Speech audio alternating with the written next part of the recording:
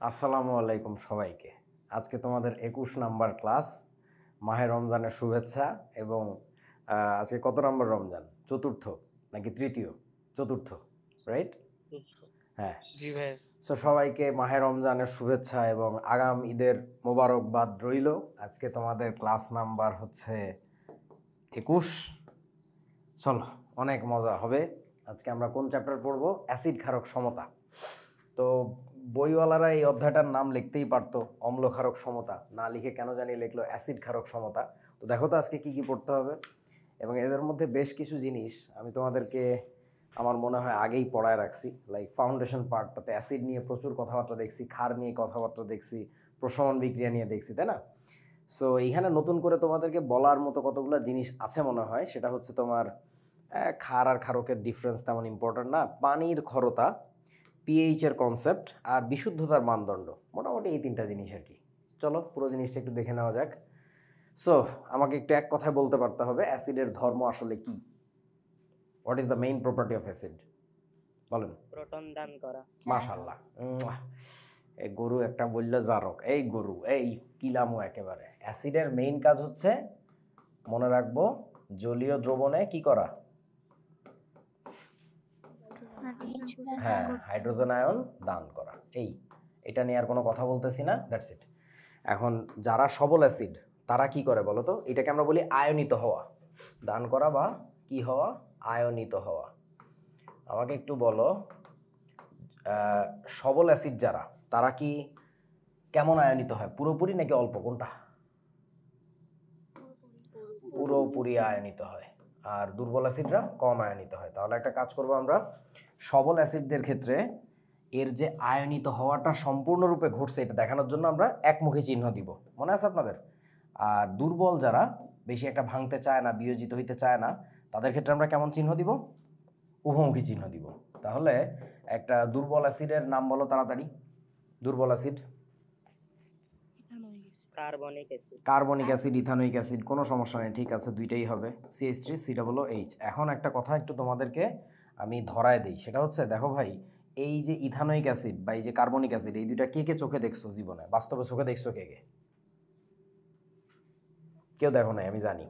So তারপরে তোমরা যে বলতে পারতেছো যে এটা অ্যাসিড দুর্বল, এটা সবল, এটা কেমনে বলতে পারতেছো? এটা হচ্ছে তুমি শুনে শুনে মনে রাখছো। সো ব্যাপারটা হচ্ছে এই কাজটা অনেকেই পারে না, বোঝে না যে কেমনে বুঝবো আমি এটা সবল না দুর্বল। ভাই তুই শুনছস, তুই শুনে তোরা এখন মনে রাখা লাগবে, বড় হইলে এগুলো যুক্তি বুঝতে পারবি যে কেন এটা সবল আর দুর্বল। এগুলো লজিক আছে, কিন্তু নর্দের যে লজিক নাই। যেমন এই ইথানোয়িক অ্যাসিড যে দুর্বল, এটার কারণটা কি বলো তো আমাকে একটু, কেন এটা দুর্বল? কে পারবা? 1000টা অ্যাসিড অণুর মধ্যে মাত্র 996টি অণু বিয়োজিত এটা হয়। জৈব অ্যাসিড। এই যে পরে যে বললো জৈব অ্যাসিড, এই কারণে। তুমি তো এটা 1000টার মধ্যে 4 পিস ভাঙে না 5 পিস ভাঙে, তুমি তো বাস্তবে ভেঙে দেখো নাই। আমার কথা কি বুঝছো? এটাও মুখস্থ একটা কথা হয়ে গেছে। বাট তুমি লজিকটা কি জানো ভাই? এটা তো চেহারা দেখে বুঝতেছি এটা একটা জৈব অ্যাসিড। জৈব অ্যাসিড হওয়া মানে দুর্বল হবে। তোমরা কি বুঝছো আমার কথা? কেউ বোঝে না? আচ্ছা, তাহলে সবল অ্যাসিডদের ক্ষেত্রে আমরা একমুখী চিহ্ন দিব, দুর্বলের ক্ষেত্রে উভমুখী চিহ্ন দিব, কারণটা পুরোপুরি ভাঙে না। যেহেতু ভাঙে না, তার মানে কিছু ওই পাশে যায়, কিছু এই পাশে থাকে। আর সেসব বিক্রিয়াকে আমরা কি বলি? যেসব বিক্রিয়ার কিছু বিক্রিয়কে থাকে, কিছু উৎপাদক থাকে, উভমুখী বিক্রিয়া বলি। দ্যাটস আমরা এখানে উভমুখী চিহ্ন দেই। লজিকটাও জেনে নিলাম।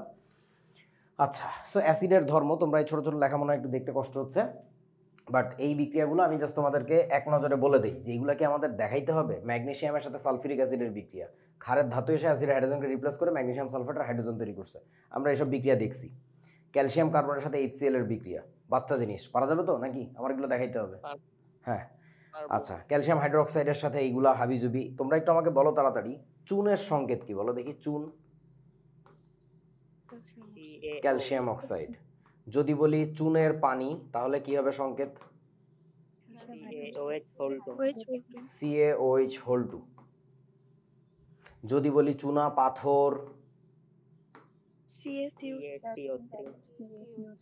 চুনা পাথর CaCO3, ক্যালসিয়াম কার্বনেট, রাইট? আচ্ছা, সো এইসব বাচ্চা বাচ্চা বিক্রিয়া তোমরা পারবা, আমার আসলেই দেখানোর কিছু নাই, মানে প্রত্যেকটা বিক্রিয়া আমি দেখাইছি অনেকবার আগে। এখানে আসলেও বলার কিছু নাই, আমি খুঁজে দেখি একটু আসি কি না, না পাইতেছি না, সবই নর্মাল অ্যাসিড ঘার বিক্রিয়া। আচ্ছা, সো এখন তাহলে আমাকে একটু এক কথায় তাড়াতাড়ি বলেন তো, তোমাদের ক্ষারক হবে কারা? ক্ষারক হবে কারা বলো? বলো। ধাতু হবে, তারপরে ধাতুর অক্সাইড হবে, আর কি হবে? ধাতুর হাইড্রোক্সাইড, ধাতুর কার্বনেট, ধাতুর বাইকার্বনেট, অনেকগুলা। ধাতুর অক্সাইডের পরে তাহলে কি লিখবো? হাইড্রোক্সাইড। ওরা এতক্ষণ বসে বসে ওইগুলোর সাথে বিক্রিয়া দিছে, অক্সাইড, কার্বনেট, বাইকার্বনেট, প্রত্যেকটা বিক্রিয়া দেখবা ওই যে এই যে ধরো অক্সাইডের সাথে বিক্রিয়া, হাইড্রোক্সাইডের সাথে বিক্রিয়া, এই যে অক্সাইডের সাথে বিক্রিয়া, এই বাচ্চা বাচ্চা জিনিস। আচ্ছা, এই যে দেখেন এই বিক্রিয়াটা দেখেন তো আপনাদের পরিচিত লাগে কিনা, এটা নিয়ে আমি অনেক আলোচনা করছিলাম যে কপারের সাথে সালফিউরিক অ্যাসিডের যদি বিক্রিয়া দেই, লঘু সালফিউরিক অ্যাসিডের, তাহলে কিন্তু কপার যে হাইড্রোজেনকে রিপ্লেস করতে পারে না, কিন্তু কপার অক্সাইডের সাথে যখন সালফিউরিক অ্যাসিড বা HCl এর বিক্রিয়া হবে, ওই কপারটা কিন্তু হাইড্রোজেনকে রিপ্লেস করতে পারে। মনে আছে আপনাদের? সেটাও তোমাদেরকে অনেক আলোচনা করছিল এগুলো গ্রুপে। আচ্ছা, সো ধাতুর হাইড্রোক্সাইড, তারপরে ধাতুর কি বলছি? কার্বনেট, তারপরে ধাতুর বাইকার্বনেট। এরা সবাই হচ্ছে কি ক্ষারক জাতীয় পদার্থ, অর্থাৎ এরা অ্যাসিডের সাথে বিক্রিয়া করে লবণ আর পানি বানাইতে পারবে আর কি। সো এই কটাকে একটু মার্ক করে রাখি, এগুলো আমাদের কাজে লাগবে। ওকে, সো অ্যাসিডের যে প্রপার্টি, রাসায়নিক ধর্মে পানির কি ভূমিকা? যেমন ধরো এই যে সাইট্রিক অ্যাসিডের দানাদার থাকে, ওইটাকে যখন পানি দিয়ে আমরা গোলাই তখন সাইট্রিক অ্যাসিড কি অবস্থায় পাই? আমরা অ্যাকুয়াস অবস্থায় পাই। ও যখন দানাদার থাকে তখন ওর এক ধরনের প্রপার্টি, ওকে যদি আমি পানি দিয়ে গোলাই তাহলে আর একটু ডিফারেন্ট টাইপের প্রপার্টি আমরা পাই। যেমন তোমরা কি সাইট্রিক অ্যাসিডের দানা মুখে দিছো কখনো? দাও নাই মনে হয়।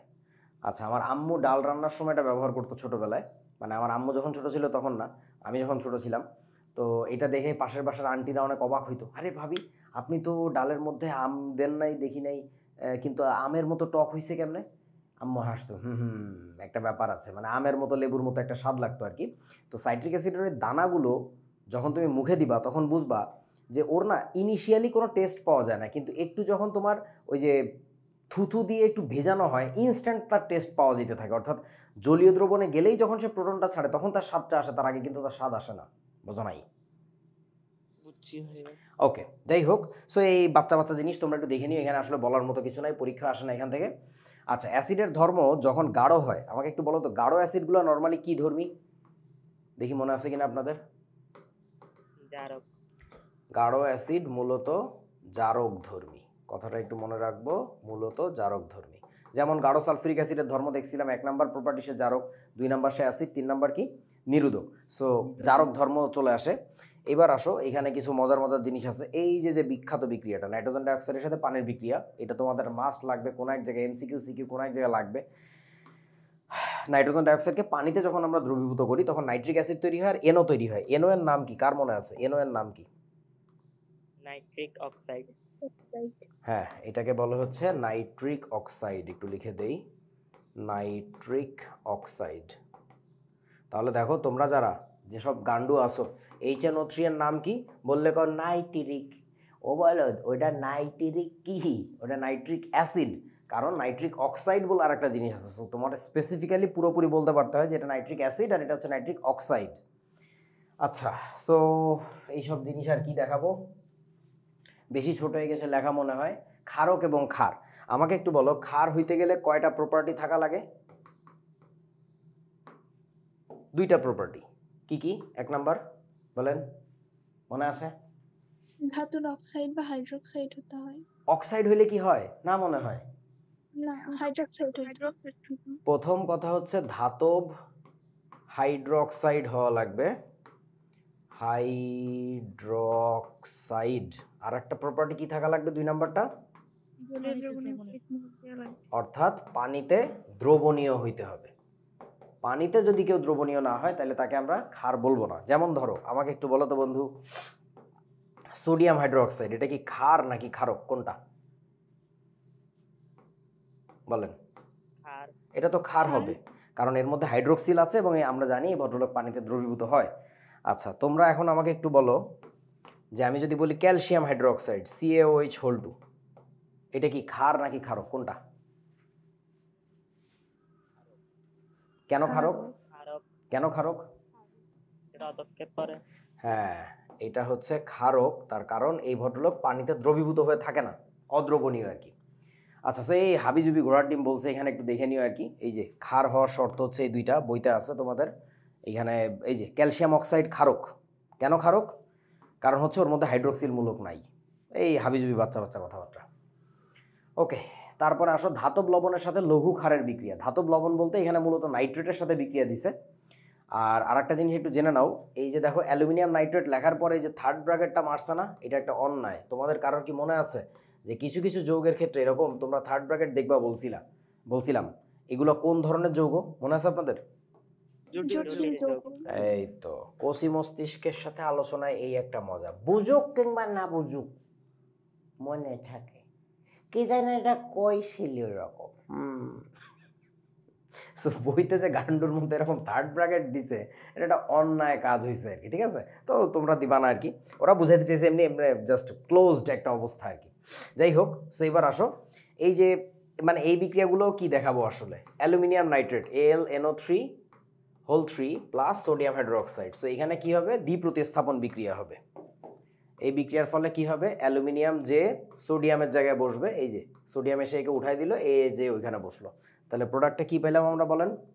Sodium nitrate NaNO3 plus aluminium যে যদি ওখানে বসে তাহলে অ্যালুমিনিয়াম হাইড্রোক্সাইড তৈরি হবে। সমতা করব কিভাবে? সবচেয়ে সক্রিয় ধাতু দিয়ে কাজ শুরু করতেছি। সোডিয়াম আছে কয়টা? এইখানে একটা, ওইখানে একটা, মিলে গেছে। তারপরে দেখো এই যে নাইট্রেট তোমার 3 পিস লাগবে, এই যে সোজা কথা, তাহলে এখানে একটা 3 হবে, তাহলে এখানে একটা 3 হবে। তারপরে হাইড্রোক্সিল আছে 3টা, তাহলে এই যে 3টা তো হয়ে গেল, শেষ আই গেস। ঠিক আছে না সমতা আমার নাকি? আচ্ছা, এখন ঘটনা হচ্ছে আমাকে একটু বলো, এইখানে কোনো একটা জিনিসের অধক্ষেপ পড়বে, সেটা কোনটা? সোডিয়াম নাইট্রেটের নাকি অ্যালুমিনিয়াম হাইড্রোক্সাইডের, কোনটার? Aluminium hydroxide. সোডিয়ামের এবং পটাশিয়ামের কোনো যৌগের কি অধক্ষেপ পড়ে তোমরা জানো? আচ্ছা, পড়ে, একটা যৌগের পড়ে, ওটা একটু শুনে রাখো। সোডিয়াম পাইরো অ্যান্টিমনেট বলে একটা যৌগ আছে, এবং পটাশিয়াম পাইরো অ্যান্টিমনেট, এই দুইটা যৌগের হচ্ছে অধক্ষেপ পড়ে। এছাড়া সোডিয়ামের আর পটাশিয়ামের কোনো লবণ আল্লাহর রহমতে অধক্ষিপ্ত হয় না। সো তাহলে বুঝতেই পারতেছি এই বস্তু অধক্ষিপ্ত হবে না, দ্রবণে থাকবে, আর এই বস্তুটা অধক্ষিপ্ত হয়। এখন আপনাদের কি মনে আছে অ্যালুমিনিয়াম হাইড্রোক্সাইডের অধক্ষেপের রং কি?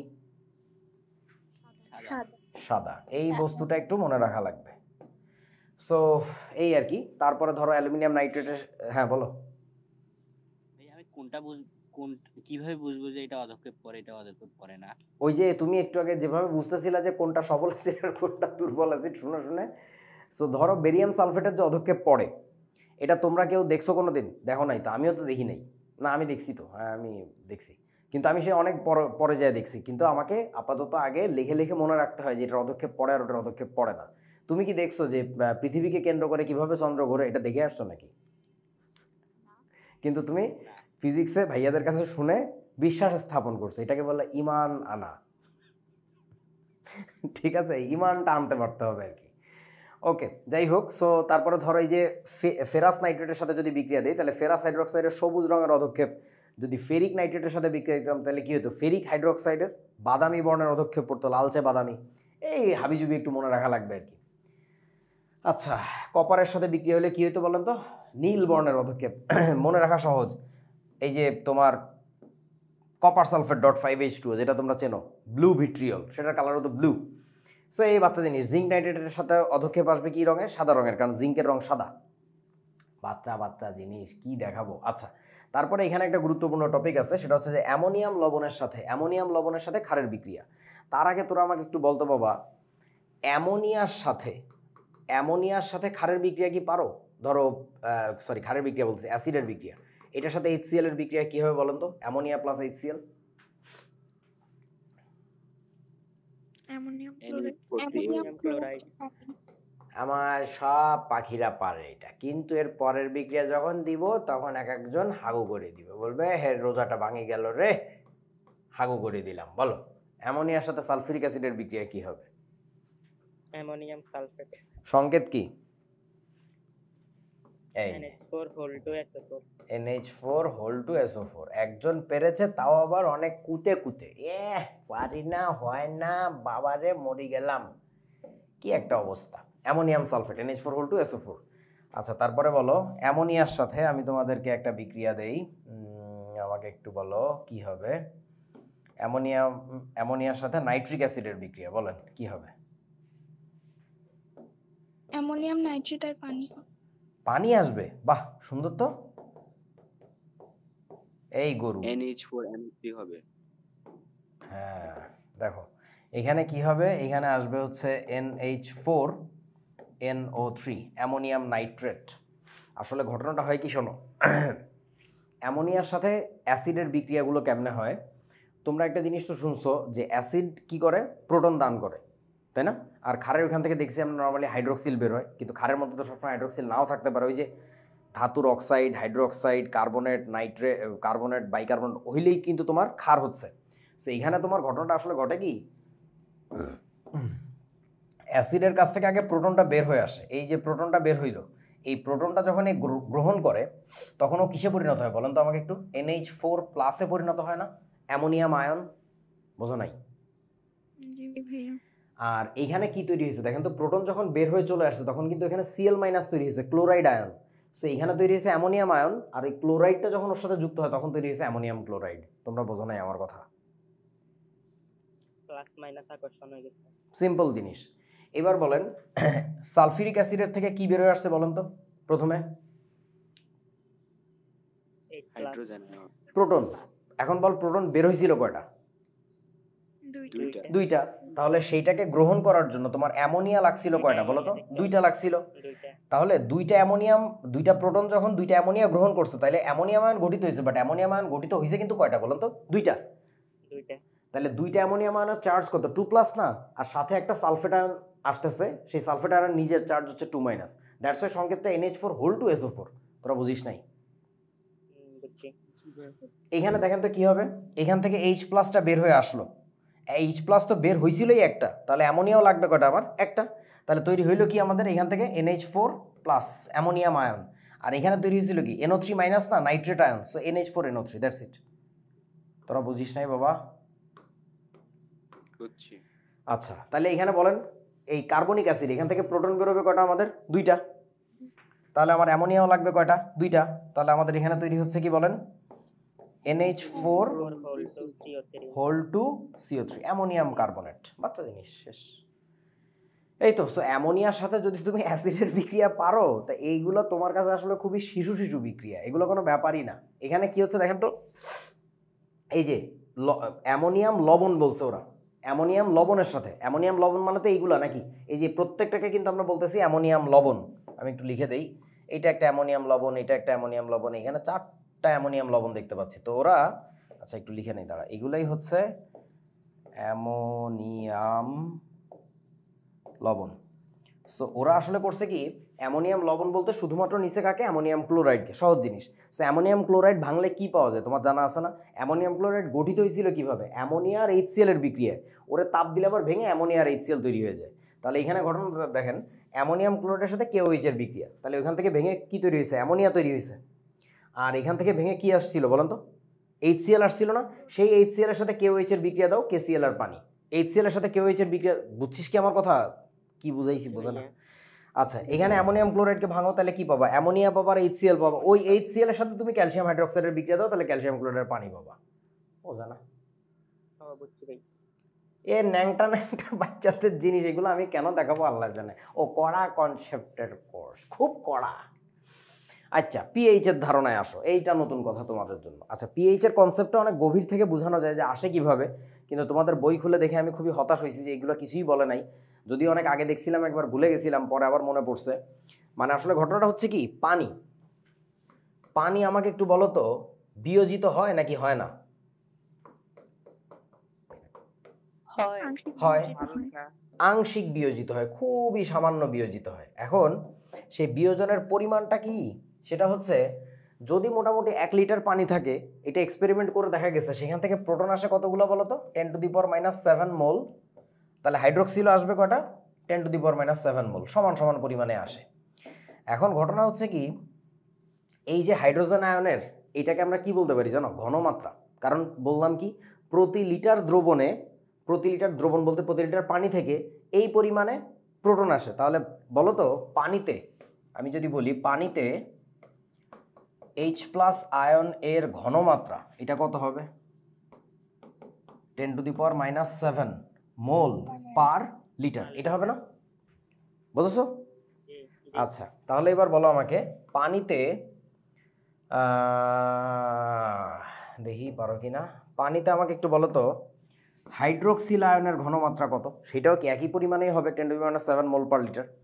সো এখন তাহলে আমরা কি একটা জিনিস বলতে পারি, এটা তো বিশুদ্ধ পানির কথা বলতেছি যে পিওর ওয়াটার, যদি পিওর, আচ্ছা তার আগে শোন একটা মজার কথা, পানি কি অম্লীয় না ক্ষারীয় বলতো বাবা? পানি কি অম্লীয় না ক্ষারীয়? পানিকে তুই বলিস নিরপেক্ষ, ইন্টারমিডিয়েটে উঠে দেখবি পানি নিয়ে যে তোরা কি পরিমাণে ঘোল খাওয়াবে, তোর রোজা রোজা ভেঙে যাবে। কারণ পানিকে একবার বলবে পানি কিন্তু অ্যাসিড। কিভাবে দেখো, পানি থেকে কি তৈরি হয় দেখছো? প্রোটন তৈরি হয়। একটু পরে বলবে শোনো পানি আসলে ক্ষার, কেন? এই দেখো পানি থেকে হাইড্রোক্সিল তৈরি হয়। তারপরে বলবে দেখো পানি থেকে আসলে দ্রবটা যেহেতু তৈরি হয়, পানি তাহলে কিন্তু উভধর্মী, তুমি তো মাথায় পাগল হয়ে যাবা। তারপরে আবার বলবে শোনো সব ভুলে যাও, পানি আসলে নিরপেক্ষ, কারণ পানিতে যে পরিমাণে প্রোটন থাকে ওই পরিমাণে হাইড্রোক্সিল থাকে। মানে পানিকে আসলে অনেকভাবে অনেক কিছু বলা যায় আর কি, মানে ইট ডিপেন্ডস। এখন ঘটনা হচ্ছে তাহলে বিশুদ্ধ পানির জন্য বা যে কোনো বিশুদ্ধ সিস্টেমের, বিশুদ্ধ বলতে ব্যালান্সড সিস্টেমের জন্য আমরা কি বলতে পারি যে এই যে প্রোটনের ঘনমাত্রাকে থার্ড ব্র্যাকেট দিয়ে প্রকাশ করে। মানে ধরো তোমার যদি এইভাবে লিখে দিই থার্ড ব্র্যাকেট NaOH, তার মানে তুমি কি বুঝবে এটা কিসের ঘনমাত্রা বলো তো? সোডিয়াম হাইড্রোক্সাইডের ঘনমাত্রা। মানে রাসায়নিক পদার্থের ঘনমাত্রাকে এরকম থার্ড ব্র্যাকেট দিয়ে আমরা প্রকাশ করি। এই তোদের কি ঘুম লাগতেছে? না ভাইয়া। নামাজ পড়স নাই দিলে গরু কোথাকার। দেখো তাহলে ওই ব্যালান্সড একটা সিস্টেমে H+ আয়নের ঘনমাত্রা আর OH- আয়নের ঘনমাত্রা এই দুইটার গুণফল আমরা কত পাচ্ছি? 10⁻⁻ কত বলেন তো? 14 পাচ্ছি। আচ্ছা, এখন এই কথাটার একটু মানে বোঝ, এইটা কি একটা গাণিতিক ধ্রুবক না? একটা নির্দিষ্ট একটা মান, ঠিক? এখন তোরা ঢেকি দেখছস? ঢেকির এক মাথায় যদি পাড়া দেওয়া হয় তাহলে ওই মাথাটা উঠে যায়, এইটা যতখানি নিচে নামবে ওটা কিন্তু অতখানি কি উপরে উঠবে। আবার এইটা যদি ছেড়ে দেওয়া হয় এটা যতখানি উপরে উঠবে ওই মাথা কিন্তু ততখানি নিচে নামবে। বুঝেছো ব্যাপারটা? এক্স্যাক্টলি একটা ঢেকির মতো। তোমরা ম্যাথমেটিক্যালি কতটুকু স্মার্ট আমি জানি না, আর একটু বড় হইলে তারপর কনফিডেন্ট হওয়া যাবে যে বোঝো ব্যাপারগুলো। কোন একটা দ্রবণে যদি এইটার ঘনমাত্রা বেড়ে যায়, মানে আমি দ্রবণে যদি কিছুটা অ্যাসিড ঢেলে দিই তাহলে কি H+ আয়নের ঘনমাত্রা বেড়ে যাবে না? তোরা কি বুঝতেছিস? এইটা যে পরিমাণে বাড়বে এটা আসলে টুপ্পুস করে ওই পরিমাণেই কমে যাবে। ওই কারণে দ্রবণটাকে আমরা বলি অম্লীয় হয়ে গেছে। বোঝা না? ব্যালেন্স হওয়ার জন্য হাইড্রোক্সিলটা কম। রাইট, এই দুইটার গুণফল তো একটা ফিক্স জায়গায় থাকার কথা। গুণফল যদি ফিক্স জায়গায় থাকার কথা থাকে তাহলে একটার ঘনমাত্রা বাড়লে আরেকটার ঘনমাত্রা আসলে কমে আসবে, আবার এটার ঘনমাত্রা বাড়াই দেওয়ার মানে ওটার ঘনমাত্রা কমে যাবে, কারণ এদের গুণফল কনস্ট্যান্ট থাকা লাগে। বুঝতে পারছো?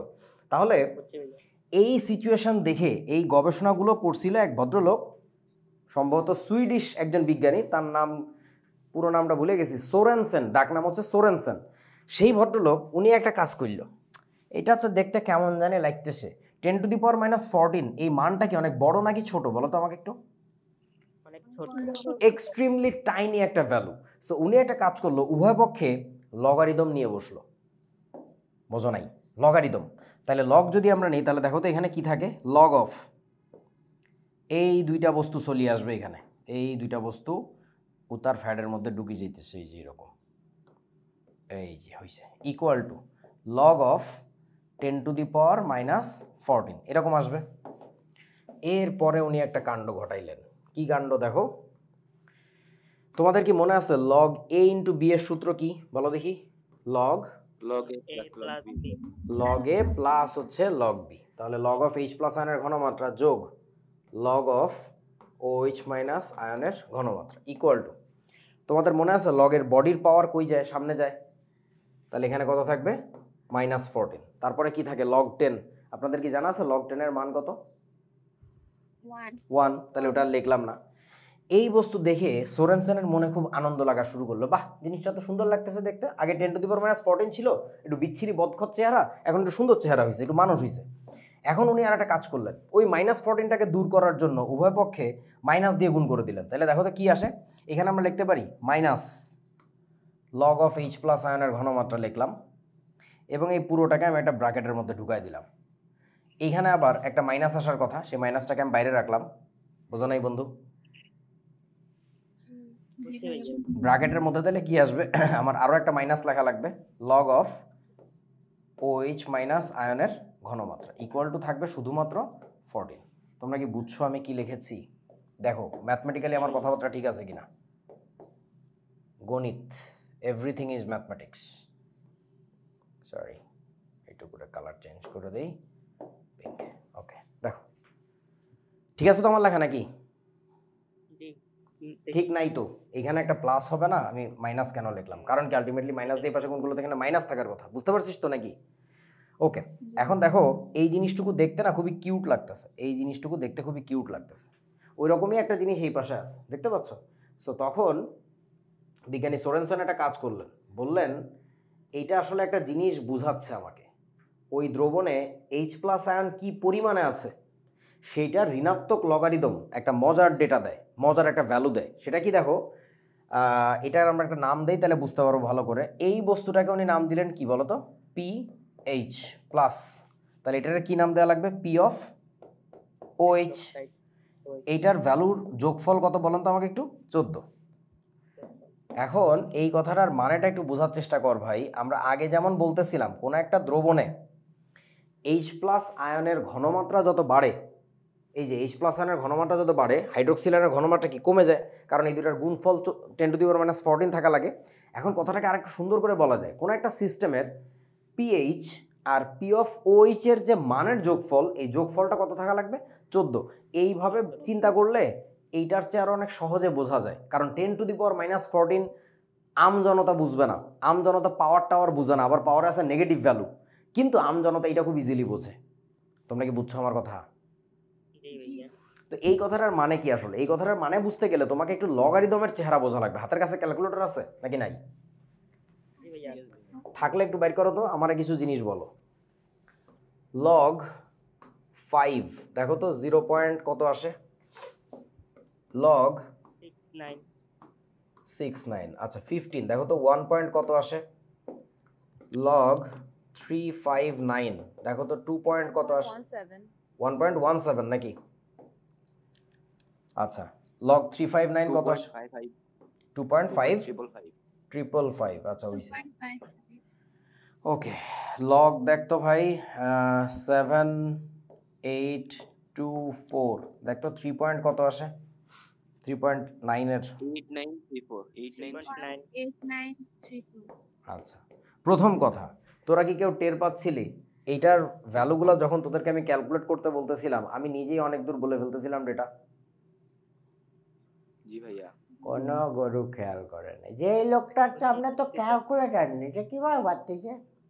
এখানে একটা টেকনোলজি আছে, তুমি লগারিদমের ধরনটা একটু ধরতে পারো, তোমার অনেক ফায়দা হবে জীবনে, কারণ এই লগারিদম নিয়ে ইন্টারমিডিয়েটে অনেক কাজ আছে, অনেক কাজ। তো প্রথম কথা হচ্ছে দেখ ভাই, এইখানে আমরা যদি একটু এইভাবে চিন্তা করি যে লগ কারো একজনের উপরে অপারেট করতেছে, মানে ধরো লগ এক্স ইকুয়াল টু হচ্ছে ওয়াই, এরকম একটা ব্যাপার। তোরা একটু দেখতো ভাই, এক্স এর মান যদি বাড়তে থাকে, এক্স যার মানে এক্স এর মান যদি আমি বাড়াইতে থাকি, তোমরা একটু আমাকে বলো ওয়াই এর ভ্যালু কি বাড়তেছে নাকি কমতেছে বলেন তো? বাড়তেছে ওয়াই এর ভ্যালু তো বাড়তেছে, তাকায় দেখো, তোমরা বোঝো নাই আমার কথা। প্রথমে 5, 15, 359, ডিজিট দেখলেই টের পাওয়া যাচ্ছে, single digit, 2 digit, 3 digit, 4 digit. আমি ভ্যালু বাড়াচ্ছিলাম, এই পাশে দেখেন তো মান বাড়তেছে না, 0.69, 1.17, 2.55, 3.89, বুঝতে পারছিস কি এখন? জি ভাইয়া ওকে, সো তাইলে এবার তোরা আমাকে একটা কথা বল, পিএইচ এর যে রাশিটা ছিল, যে ইকুয়েশনটা ছিল, ওটাকে আমরা একটু কনসিডার করি ম্যাথমেটিক্যালি।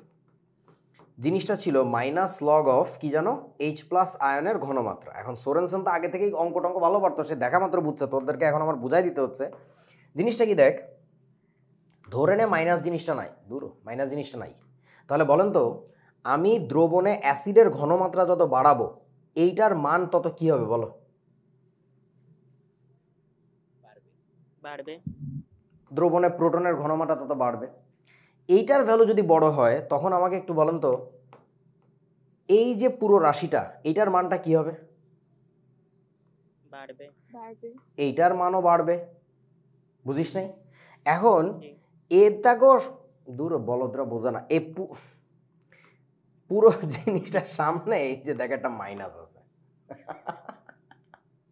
তাইলে বল এরে বলদগুলা নিয়ে তো বিপদে আছি রে দ্রবণে অ্যাসিডের ঘনমাত্রা অ্যাসিডের ঘনমাত্রা যত বাড়বে বলেন ওই দ্রবণের তত কমবে। পিএইচ তত কি বলেন তো কমবে। কমবে। কেউ বোঝে না, খালি মুখস্থ করে। Simple math. সামনে একটা মাইনাস, বুঝতে পারছিস কি? জি ভাইয়া। জি ভাইয়া। আল্লাহ এদের রমজান মাসে একটু হেদায়েত দাও। আমিন। এখন ঘটনা হচ্ছে, হ্যাঁ কেউ কিছু বললা, বুঝি নাই। আমিন বলছে ভাইয়া। ও আমি এখন দেখ, একটা দ্রবণে অ্যাসিড যদি বাড়াই তার পিএইচ এর মান নাকি কমতেছে, তাহলে তার আবার পি অফ ওএইচ এর মান কি হবে বলো তো? তাহলে বাড়তে থাকবে না? কারণ তুমি তো জানো একটা সিস্টেমের পিএইচ আর পি অফ ওএইচ এর যোগফল কত থাকে, 14। এটা বোঝা তো খুবই ইজি, তাই না?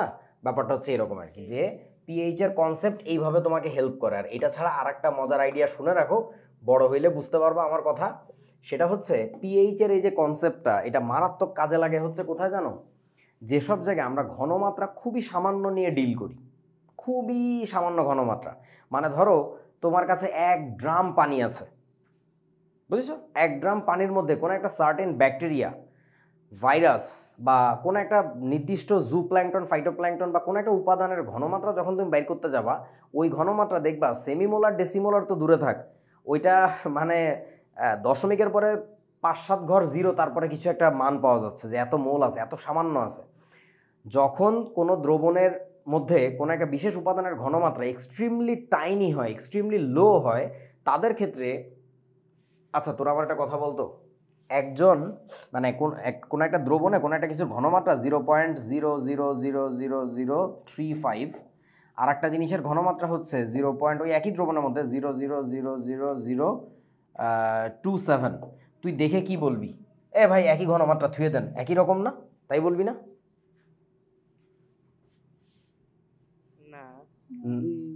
না মানে দশমিকের কত ঘর পর্যন্ত জিরো গেছে, তুই তো এই 2 নোটারে বলবি ভাই দোনোটাই কিন্তু জিরো, বাড়ি চলেন, অফিস বন্ধ করেন, বাড়ি যাই, ভাত খাই, ঘুমাই। মানে নর্মালি দশমিকের পরে এত ঘর পর্যন্ত কি আমরা কোনো ডেটা নিয়ে কাজ করি আসলে বাস্তবে? করি না। তো সেই জায়গায় এত ঘর পরে যায়, একটু পার্থক্য দেখা যাচ্ছে, সে পার্থক্য দেখো 35 আর 27, এই এটা কিছু হইল? সো ঘটনা হচ্ছে এইসব জায়গায় তুমি আমি কিন্তু ইগনোর করে ফেলে দেই, কিন্তু রসায়নবিদদের কাছে, বিশেষ করে যারা বায়োমলিকুলার কাজ করে, বায়োকেমিস্ট্রি নিয়ে কাজ করে, তাদের কাছে এই ডিফারেন্স মানেই ভাই বিশাল বড় পার্থক্য। তাদের জন্য এই পিএইচ এর ভ্যালু নিয়ে কাজ করাটা মারাত্মক জরুরি। কারণ তোমরা একটু অ্যাপ্লাই করে দেখো, এইটার লগ অ্যাপ্লাই করবা, যে মান আসবে এইটার লগ অ্যাপ্লাই করবা, দেখবা ভালো পার্থক্য একটা মান আসে। তোরা কি বুঝছিস বাবা আমার কথা? তার মানে দুইটা দ্রবণের ঘনমাত্রার ডিফারেন্স তেমন একটা না থাকলেও পিএইচ এর মানের যে ডিফারেন্স আছে এইটা স্পষ্ট করে বোঝা যায়। মানে লগ অ্যাপ্লাই করার মানে হচ্ছে কি, কোনো একটা কিছুকে জুম করে দেখা, ম্যাগনিফাই করে দেখা। তোরা কি বুঝছিস ব্যাপারটা? মানে ধর তোর কাছে মনে হচ্ছে, ওই যে মাঝে মধ্যে আমাদের হয় না, কাঠি ভেঙে কাঠি দিয়ে মাপতেছি, আর একটা কাঠিকে মাইপে মাইপে ভাঙতেছি, তোর কাছে মনে হয় তো হইছে নে ওই রকম। তুই এবার ওইটাকে 200 টাইমস জুম করে দেখ ডিফারেন্স কত বেশি ছিল। লগের কাজ হচ্ছে সিম্পলি দুইটা দ্রবণের ঘনমাত্রাকে এরকম জুম করে দেখায় যে ডিফারেন্সটা কত আসলে। সো ব্যাপারটা হচ্ছে এরকম। লগ নিয়ে এই কথাগুলো বা পিএইচ নিয়ে কথাগুলো এখন 9-10 কোনো কাজে লাগবে না, বাট বড় হও বুঝতে পারবা। আর লগারিদমের কনসেপ্টটা একটু ক্লিয়ার রাখো, মানে ম্যাথ বই থেকে, মানে এটা খুবই কাজে দিবে ইন্টারমিডিয়েটে উঠে। ওকে, সো এবার আসেন, হ্যাঁ বলো। ভাই আগে দ্রবণে যদি ক্ষারের ঘনমাত্রা বাড়তো, তাহলে দ্রবণে কি পিএইচ এর ঘনমাত্রা কমতো? পিওএইচ এর পিওএইচ এর কোনো ঘনমাত্রা হয় না, পিওএইচ এর আমরা বলবো মান, বোঝো নাই? পিএইচ পি অফ ওএইচ এর কোনো ঘনমাত্রা হয় না, ওগুলো হচ্ছে মান। একটু ভাবো, আচ্ছা আমি তাহলে ভালো করে একটু লিখে দিই আর কি। হ্যাঁ, ও সরি, দাঁড়াও, এই স্লাইডটা একটা কপি বের করে নিতে হয়।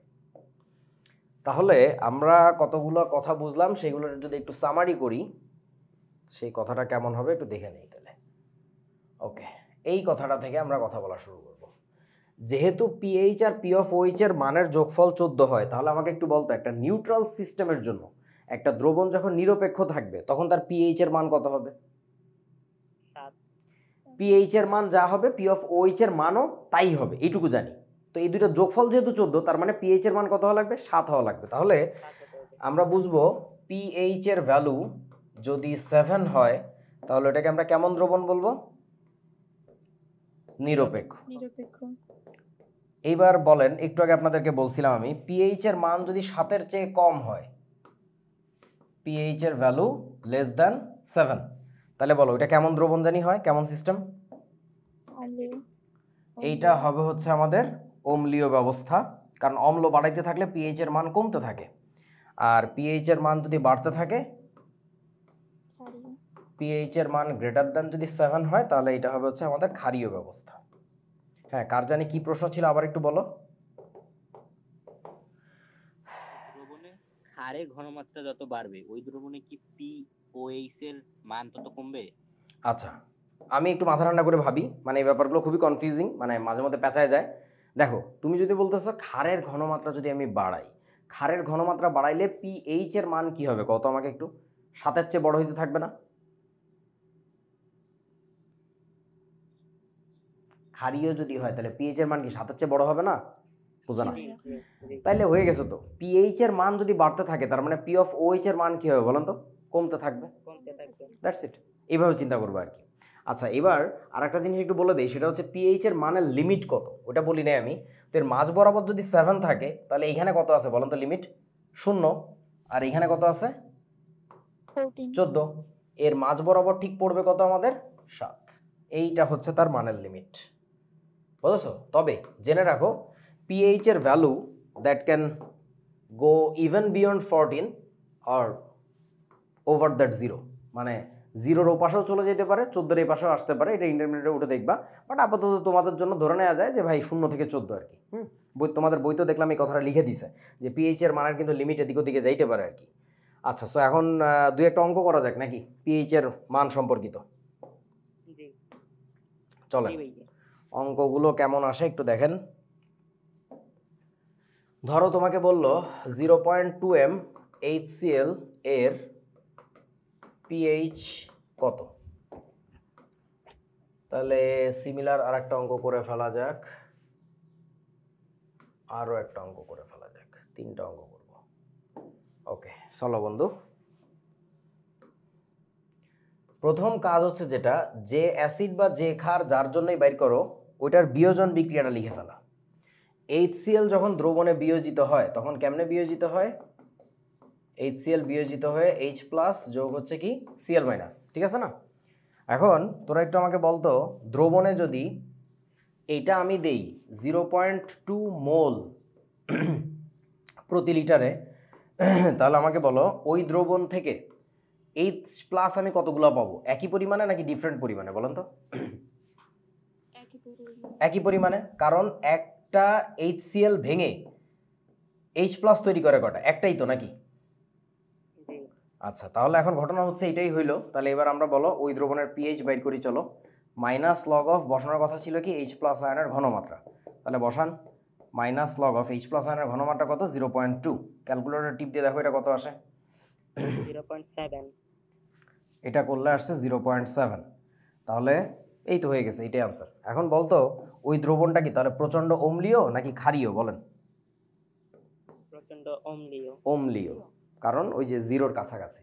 এখন ধরো তোমাকে এখানে বলছে 0.2 m সালফিউরিক অ্যাসিডের পিএইচ কত, তাইলে কেমনে করব? প্রথম কাজ কি করা লাগবে? সালফিউরিক অ্যাসিডকে ভেঙে ফেলা লাগবে। তাহলে সালফিউরিক অ্যাসিডের ভাঙন বিক্রিয়াটা আমরা একটু দেখি। এখান থেকে 2টা প্রোটন আসবে নিশ্চয়ই, আর হচ্ছে সালফেট আয়ন আসবে। এখন আমাকে বলো যে এইখানে আমরা সালফিউরিক অ্যাসিডের ঘনমাত্রা কত ছিল? 0.2 মোল পার লিটার, তাই না? বলতো এইটা যখন ভাঙবে তখন প্রোটন তৈরি হবে কি 0.2 মোল পার লিটার তৈরি হবে না?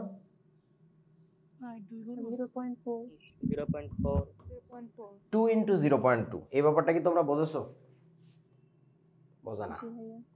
কারণটা হচ্ছে কি, প্রতিটা সালফিউরিক অ্যাসিডের অণু ভেঙে কিন্তু 2টা করে প্রোটন আসে, তাহলে যতগুলো ভাঙবে তার দ্বিগুণ পরিমাণে প্রোটন পাবো আমরা। তাহলে এবার বলো ওইখানে আমাদের এবার ইকুয়েশনটা বসবে কি, এই যে pH = minus log of H+ আয়নের ঘনমাত্রা, কিন্তু এই ভিতরে চেঞ্জ হয়ে যাবে। এইচ প্লাস আয়নের ঘনমাত্রা হচ্ছে 0.2 × 2, তাহলে এটা করলে যা আসে তাই করে দেখেন কত আসে। 0.4। 0.4। তাহলে এটার একক কি বলো তো? এম না, মানে মোলার তো নাকি? পিএইচ এর একক কি জানো? একক নেই। পিএইচ এর কোনো একক নাই। পিএইচ একটা বিশুদ্ধ মান, জাস্ট লাইক সাইন থিটার একক কি বলো? কস থিটার একক কি বলো? কোনো একক নাই, এগুলো বিশুদ্ধ মান। আচ্ছা, এবার ধরেন আপনাদের কাছে দেওয়া হইলো 0.2 m ধরো সোডিয়াম হাইড্রোক্সাইডের পিএইচ কত, এটা পারবা? এটা কেমনে করবো বলো?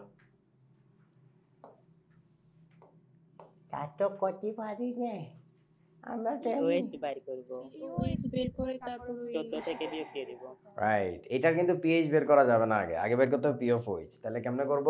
সোডিয়াম হাইড্রোক্সাইডকে আমরা যদি ভেঙে ফেলি, এই অঙ্ক তোমাদের আসবে না, এমনি জাস্ট বলে রাখতেছি, Na+ যোগ OH-, তাহলে সোডিয়াম হাইড্রোক্সাইডের ঘনমাত্রা কত ছিল আমাদের?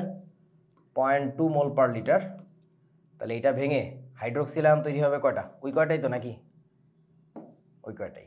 তাহলে এবার আমরা ইকুয়েশন লিখব পি অফ OH এর equal to -log of hydroxyl আয়নের ঘনমাত্রা -log অফ 0.2। বলো তো এই মানটা কত আসবে? এটা আসবে হচ্ছে 0.7। তাহলে পি অফ OH এর মান আসছে 0.7। তারপর আমরা কি করব? অতএব পিএইচ প্লাস হচ্ছে পি অফ OH, এই দুইটার যোগফল হচ্ছে 14। তাহলে বাকি জিনিস নিশ্চয়ই পারবা। কত সেটা? 13.3 নাকি? পিএইচ ইকুয়াল টু 13.3, এটাই অ্যান্সার। তার মানে দেখেন, এই যে ক্ষারের দ্রবণের ক্ষেত্রে আমরা কি পাইলাম? পি অফ এইচ এর মান অনেক বেশি পাইছি, 14-র কাছাকাছি পাইছি। কেন বুঝছো তো?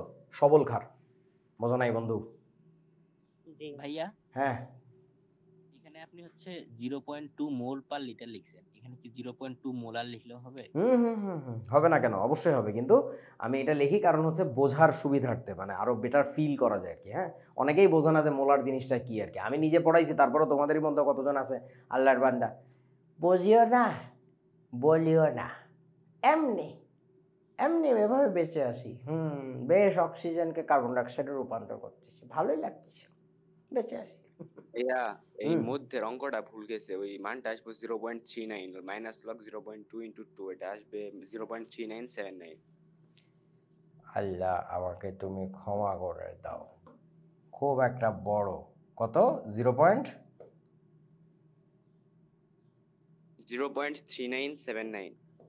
খুব ভুল হয়েছে। এই তো হয়েছে, এটাকে 0.39 কে ওরা কেউ কেউ মনে হয় বলছিল 0.4 আর কি। আচ্ছা, ব্যাপার না, ঠিক আছে, বুঝছো সবাই বন্ধুরা? 0.69 হবে কি প্রথমটা? 0.69 এটা? ওফ আল্লাহ আমাকে এদের হাত থেকে রক্ষা করো। আরে হইছে রে ভাই, 4 এর উপরে হলে তো 1 যোগ করা যায়, তাহলে ওটা তো 0.7 ও লেখা যায়। ভাই আমাকে ক্ষমা কর বাবা, আমার ভুল হয়ে গেছে। হইছে নে, তোরা যা ভালো মনে করিস। 0.69, ঠিক আছে। তাহলে এখানে 14 থেকে 0.69 বাদ দিলে কত হবে বলো? 31। 13.31। এই যে হয়েছে। খুশি সবাই খুশি, ঠিক আছে, ওকে চলো। হ্যাঁ, এই পিএইচ এর মান নিয়ে কি বলবো? পিএইচ এর মান বাইর করার জন্য কোন একটা দ্রবণের আমরা বেশ কতগুলা সিস্টেম অ্যাপ্লাই করতে পারি। তার মধ্যে একটা হচ্ছে লিটমাস টেস্ট। সো লিটমাস দিয়ে তুমি জাস্ট বুঝতে পারো মূলত যে দ্রবণটা অম্লীয় নাকি ক্ষারীয়। কিন্তু ওই যে ইউনিভার্সাল নির্দেশক বলে একটা ব্যাপার আছে, এই যে তোমাদের বইতে আছে ইউনিভার্সাল নির্দেশক। সেই ইউনিভার্সাল নির্দেশক কি? এক টুকরা কাগজ। সেই কাগজকে আমি যদি অ্যাসিড বা ক্ষারের দ্রবণের মধ্যে ডুবাই, ওর কালারটা এমনভাবে শিফট হয়, ওই কালার দেখে আমি বলে দিতে পারি যে সে যদি কমলা হয়, খয়েরি হয়, লাল হয়, গাঢ় লাল, সবুজ, নীল, তাইলে তার পিএইচ এর রেঞ্জটা কত হইতে পারে। তবে এক্স্যাক্ট পিএইচ কিন্তু ওর থেকে বলা যায় না, বাট আমরা মানে রেঞ্জ বুঝতে পারি যে আনুমানিক এত থেকে এতর মধ্যে আছে। তোমরা কি বুঝেছো? জি ভাইয়া। যেমন তোমরা ওই যে বাংলাদেশে একটা ড্রিঙ্কস পাওয়া যায়, আমি যখন তোমাদের বয়সে ছিলাম, এখন একটু কম পাওয়া যায়, সেটা হচ্ছে যে আরসি লেমন। খাইছো আরসি লেমন? ওইটা খাইলে দেখবা দাঁত কি যেমন কটস হয়ে যায়। তার কারণটা কি? এটা প্রচণ্ড অ্যাসিডিক। সো ওইটার মধ্যে তুমি ওই ইউনিভার্সাল ইন্ডিকেটর ডুবাইলে কালারটা এক ধরনের দেখতে পারবা। ওই যে তোমাদের বইতে সীমানা দেওয়া আছে, দেখো ওইগুলো আমি আর আনি নাই। আচ্ছা, পিএইচ পেপারেরও ওই একই রকমেরই কাজ, সে তোমাকে পিএইচ এর মান সম্পর্কে ধারণা দেয়। এগুলো হাবিজুবি লাগে না আর কি। আচ্ছা, পিএইচ মিটার, হ্যাঁ বলো। লিটমাস পেপারের কালার চেঞ্জের জন্য কি তার H+ আয়ন? হ্যাঁ, মূলত H+ আয়ন। আর ওই যে মানে দুইটা লিটমাস আছে তো, একটা হচ্ছে নীল, একটা হচ্ছে কি লাল। নীল কাজ করে কোথায়? অ্যাসিডের মধ্যে, আর লালটা কাজ করে হচ্ছে ক্ষারের মধ্যে। সো ওই অ্যাসিডের মধ্যে যেটা কাজ করে অর্থাৎ নীল লিটমাস, ওইটার কালার শিফটিংয়ের কারণ হচ্ছে H+ আয়ন। আর ওই ক্ষারের মধ্যে যেটা কাজ করে লাল লিটমাস, ওইটার জন্য হচ্ছে হাইড্রোক্সিল আয়ন আর কি। ওকে, পিএইচ মিটার নিয়ে ইন্টারমিডিয়েট আমরা দেখব। এটার মূলনীতি কিন্তু তোমরা পড়ে ফেলছো অলরেডি। তোমরা ওই যে কি বলো, এটার নাম কি, গ্যালভানিক কোষ পড়ছিল না? পিএইচ মিটার আসলে একটা গ্যালভানিক কোষ দিয়েই বানায় আর কি। হ্যাঁ, সো এটার কনসেপ্ট যদি বুঝে থাকো তাহলে এটা বড় হয়ে জানতে পারবে আর কি, এই বাচ্চা জিনিস। তারপরে কি, পিএইচ এর গুরুত্ব, খুব গুরুত্ব। এই মানটা মনে রাখবা, এই মানগুলো এমসিকিউতে আসে, আমি দেখছি, এটা মনে রাখবা, খুব করি, ঠিক আছে? এটা কিন্তু খুব জরুরি। আর আরেকটা ব্যাপার, তোমরা কি জানো আমাদের ত্বক কেমন, অম্লীয় নাকি ক্ষারীয়? দেখো তো। অম্লীয়। এটাকে অনেক বেশি অম্লীয় বলা যাবে না, বাট অম্লীয়। এই কারণে তোমাদের ত্বকে ঘষা যে সাবান অর্থাৎ গায়ে মাখা সাবান, সেগুলো হচ্ছে কেমন হয় বলেন তো? পিএইচ এর মান একটু 7-এর নিচে থাকবে, এটা ভালো। যেমন আমি যখন ছোট ছিলাম, এই 7, 8, 6, 7-এ পড়তাম, তখন টিভিতে একটা ফেস ওয়াশের অ্যাড দিত, যে মেয়েদের একটা ফেস ওয়াশ ছিল, সেই ফেস ওয়াশটার নামই ছিল পিএইচ 5.5। তখন তো আর ছোটোবেলায় এগুলো বুঝতাম না, আমার বড় আপুও বুঝতো না, ও বলতো আমাকে টাকা দিয়ে, তুই দোকান থেকে পিএইচ 5.5 কিনে নিয়ে আসবি। ঠিক আছে, আমার কমিশনটা ঠাস করে থাপ্পড় দি, তোর আবার কিসের কমিশন, যা। সো ওই সময় বুঝতাম না, বড় হয়ে বুঝছি যে ওই কি বলো এটার নাম কি, ওই ফেস ওয়াশটার নাম কেন পিএইচ 5.5 দিছে, বোঝো নাই তোমরা? ওরা বুঝাইছে যে এইটার মানে যেহেতু পিএইচ এর মান অম্লীয় দিকে আছে, অর্থাৎ পিএইচ এর মান 7-এর নিচে, তার মানে এটা ত্বকের জন্য কি ভালো নাকি ক্ষতিকর? কোনটা? ভালো। খুব ভালো, এটা কেন, এটা খাও, ঠিক আছে? এটা বুঝাইছে তারা আর কি। আচ্ছা, এবার তাহলে তোমরা আমাকে একটা কথা বলো তো, আমাদের রক্তের পিএইচ কত জানো? 7.43 থেকে 7.49। হ্যাঁ, মোটামুটি 7.4, রাফলি অ্যারাউন্ড। এখন ঘটনা হচ্ছে, তাইলে বলো, তুমি আমি যখন খাবার খাই তখন কোন ধরনের খাবার একটু বেশি খাওয়া ভালো, অম্লীয় নাকি ক্ষারীয় বলেন তো? ক্ষারীয়।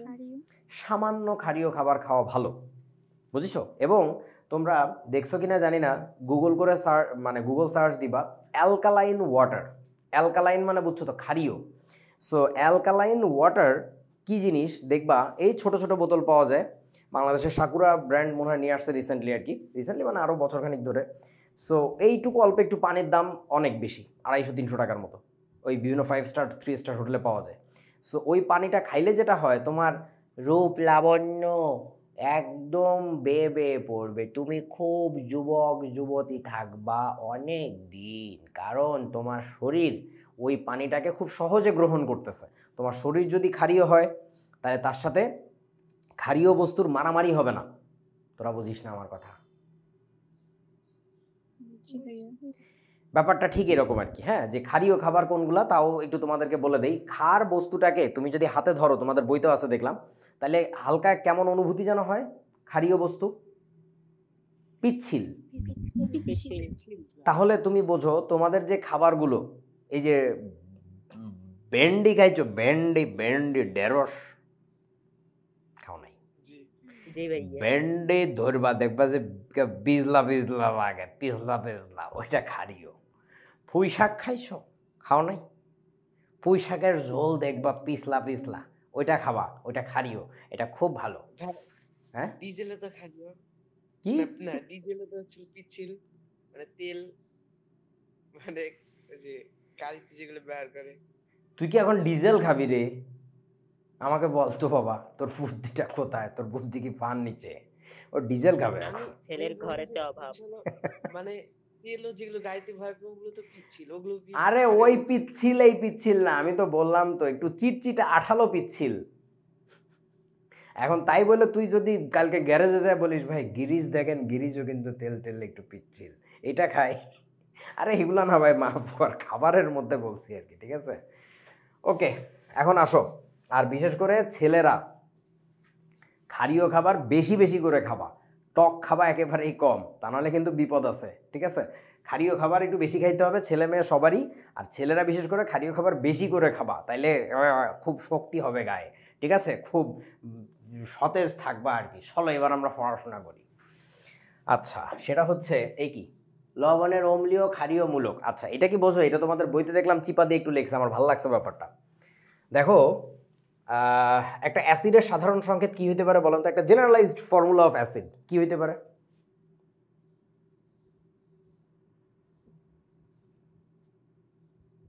বল বাবা, কেউ বলতে পারে না। একটা হাইড্রোজেন, হ্যাঁ, একটা হাইড্রোজেন তো থাকবে, সাথে কি একটা অ্যানায়ন থাকবে না? তো আমরা ধরে নিতে পারি এইচে। এইচে, বুঝতে পারছো? আচ্ছা, এটার সাথে ধরো একটা ক্ষারের সংকেত বলো, একটা ক্ষারের সংকেত কেমন হইতে পারে? বলতে পারে না। ধাতু আর OH। ধাতু আর OH, তার মানে MOH ধরে নিলাম। বুঝছেন কি আপনারা আমার কথাটা? বোঝা না। আচ্ছা, তো এদের বিক্রিয়া যেটা হয় মানে প্রশমন বিক্রিয়া, প্রশমন বিক্রিয়ার ফলে কি হয় আমরা তো শিখছিলাম, ক্ষারের ধাতু যে, এই যে ক্ষারের ধাতু যে কি করবে বল, অ্যাসিডের হাইড্রোজেনকে প্রতিস্থাপন করবে। সব ভুলে গেছিস নাকি? তাইলে এখানে আমাদের প্রোডাক্টে কি পাচ্ছি আমরা বলেন তো? এম এর পাশে কে বসবে? এ, আর এইচ আর OH মিলে তৈরি হলো পানি। এখন দেখ, এই যে বস্তুটা তৈরি হয়েছে তোমার এম এ, এটাকে আমরা কি বলে রাখতেছি বলেন তো? এটাই না আমাদের সে লবণ। এখন এই এম এর মধ্যে একটু তাকায় দেখো, এম এর মধ্যে যে জিনিস দুইটা আছে তাদের একটা অংশ, এই অংশটা এম পার্টটা যেটা, এটা অলওয়েজ কোত্থেকে আসছে বলেন তো? ক্ষার হতে আসছে না? বোঝা না? আচ্ছা, আর ওই যে এ পার্টটা এই বলদে কোত্থেকে আসছে? অম্ল হতে, অ্যাসিড হতে আসে। এই কারণে এ সমস্ত লবণের ক্ষেত্রে এই কথাটা সত্যি। এই কারণে এই এম জিনিসটাকে, এটাকে কি বলে জানো? এইটাকে আমরা বলি হচ্ছে ক্ষারকীয় মূলক বা ক্ষারীয় মূলক। ওই একই কথা, ইন্টারমিডিয়েট উঠে আর ক্ষার আর ক্ষারকের ডিফারেন্স নাই, সব একই। আর তাহলে এটাকে কি বলবে বলেন তো? অম্লীয় মূলক। এই মজার ব্যাপার, যেমন তোমাদেরকে একটা মজার ব্যাপার বলি, তোমাদেরকে বলছি কিনা আমি জানি না, বলো দেখি, অ্যাসিডগুলো কাদের মতো? আব্বুদের মতো নাকি আম্মুদের মতো বলেন? জানেন? ভাবো, নিজে ভাবো। আমি এতদূর কেমিস্ট্রি পড়াইছি, প্রায় শেষের পথে, এখন তো বোঝা হচ্ছে আম্মুদের মতো। অ্যাসিড মূলত আম্মুদের মতো হয়, আর ক্ষার মূলত আব্বুদের মতো হয়। সো লবণটা হইতেছে গিয়ে তুমি বাচ্চাটা, এবং তুমি যে বাচ্চাটা, তোমার ভিতরকার কিছু জিনিস আব্বুর কাছ থেকে আসছে দেখবা, কিছু জিনিস আম্মুর কাছ থেকে আসবে দেখবা, ট্রাস্ট মি। যেমন তোমার ফিজিক মানে বুঝো তো, দৈহিক যে গড়ন, এটা মোস্টলি আমাদের আব্বুদের কাছ থেকে আসে। আর তোমার যে মস্তিষ্ক, তোমার যে মন, এটা মূলত আম্মুদের কাছ থেকে আসে। এবং এটা আমার কথা না, এটা বিজ্ঞানীদেরই কথা। তোমরা কি জানো আমাদের যে ইন্টেলিজেন্স, হ্যাঁ ইন্টেলিজেন্স তো চর্চা করলে বাড়ে, কিন্তু এর পরেও না তোমার যে একটা ব্যাপার আছে না, কিছু মানুষ আছে না জন্মগতভাবে একটু বেশি ব্রিলিয়ান্ট, মানে একটু ব্যাপার আছে অন্যরকম। আমাদের ইন্টেলেক্ট মূলত আসে কোত্থেকে বলো তো? আব্বুর কাছ থেকে নাকি আম্মুর কাছ থেকে জানো? আব্বু, আম্মুদের কাছ থেকে। এই জন্যই আম্মুদের বেশি মেধাবী হওয়াটা খুব জরুরি। তোমরা জানো কি না, ধরো এই যে ইরানে, আমি এটা অনেক বেশ কম বয়সে পড়ছিলাম, তোদের মতো বয়সে থাকতে একদম একটা পত্রিকায় পড়ছিলাম যে ইরানের দিকে এবং ইসরায়েলেও একই কাজই করে। যখন মহিলারা গর্ভবতী থাকে বিশেষ করে, তাদের প্রচুর অঙ্ক করায় বা পাজল সলভ করায়, মানে মস্তিষ্কর মধ্যে প্রেশার পড়ে, ব্রেন খাটে, এই টাইপের প্রচুর কাজ করায়। এই যে মায়ের যে মস্তিষ্কের যে ব্যাপারগুলো চলবে, এগুলো অধিকাংশই বাচ্চার মধ্যে যাবে। জিনিসগুলো খুবই ইন্ট্রিগিং এবং মাথা নষ্ট করা আইডিয়া, যে কি একটা অবস্থা আর কি। ওকে, এজন্য আপনি আমাদের ক্ষারীয় জিনিস খাইতে বলছেন ছেলেদেরকে। কি জন্য বলছি এত কথা বুঝাইতে পারতেছি না, সেটা বলছি, এটা শোন, বড় হ, সব বুঝবি আর কি। চলো পড়াশোনা করি। তোমরা কি এই ব্যাপারটা বুঝিছো? কিছু বোঝো নাই? আমাকে বল, আমি মরে যাচ্ছি, আমাকে বল। সোডিয়াম সালফেট, এখানে কোনটা অম্লীয় মূলক, কোনটা ক্ষারীয় মূলক বল?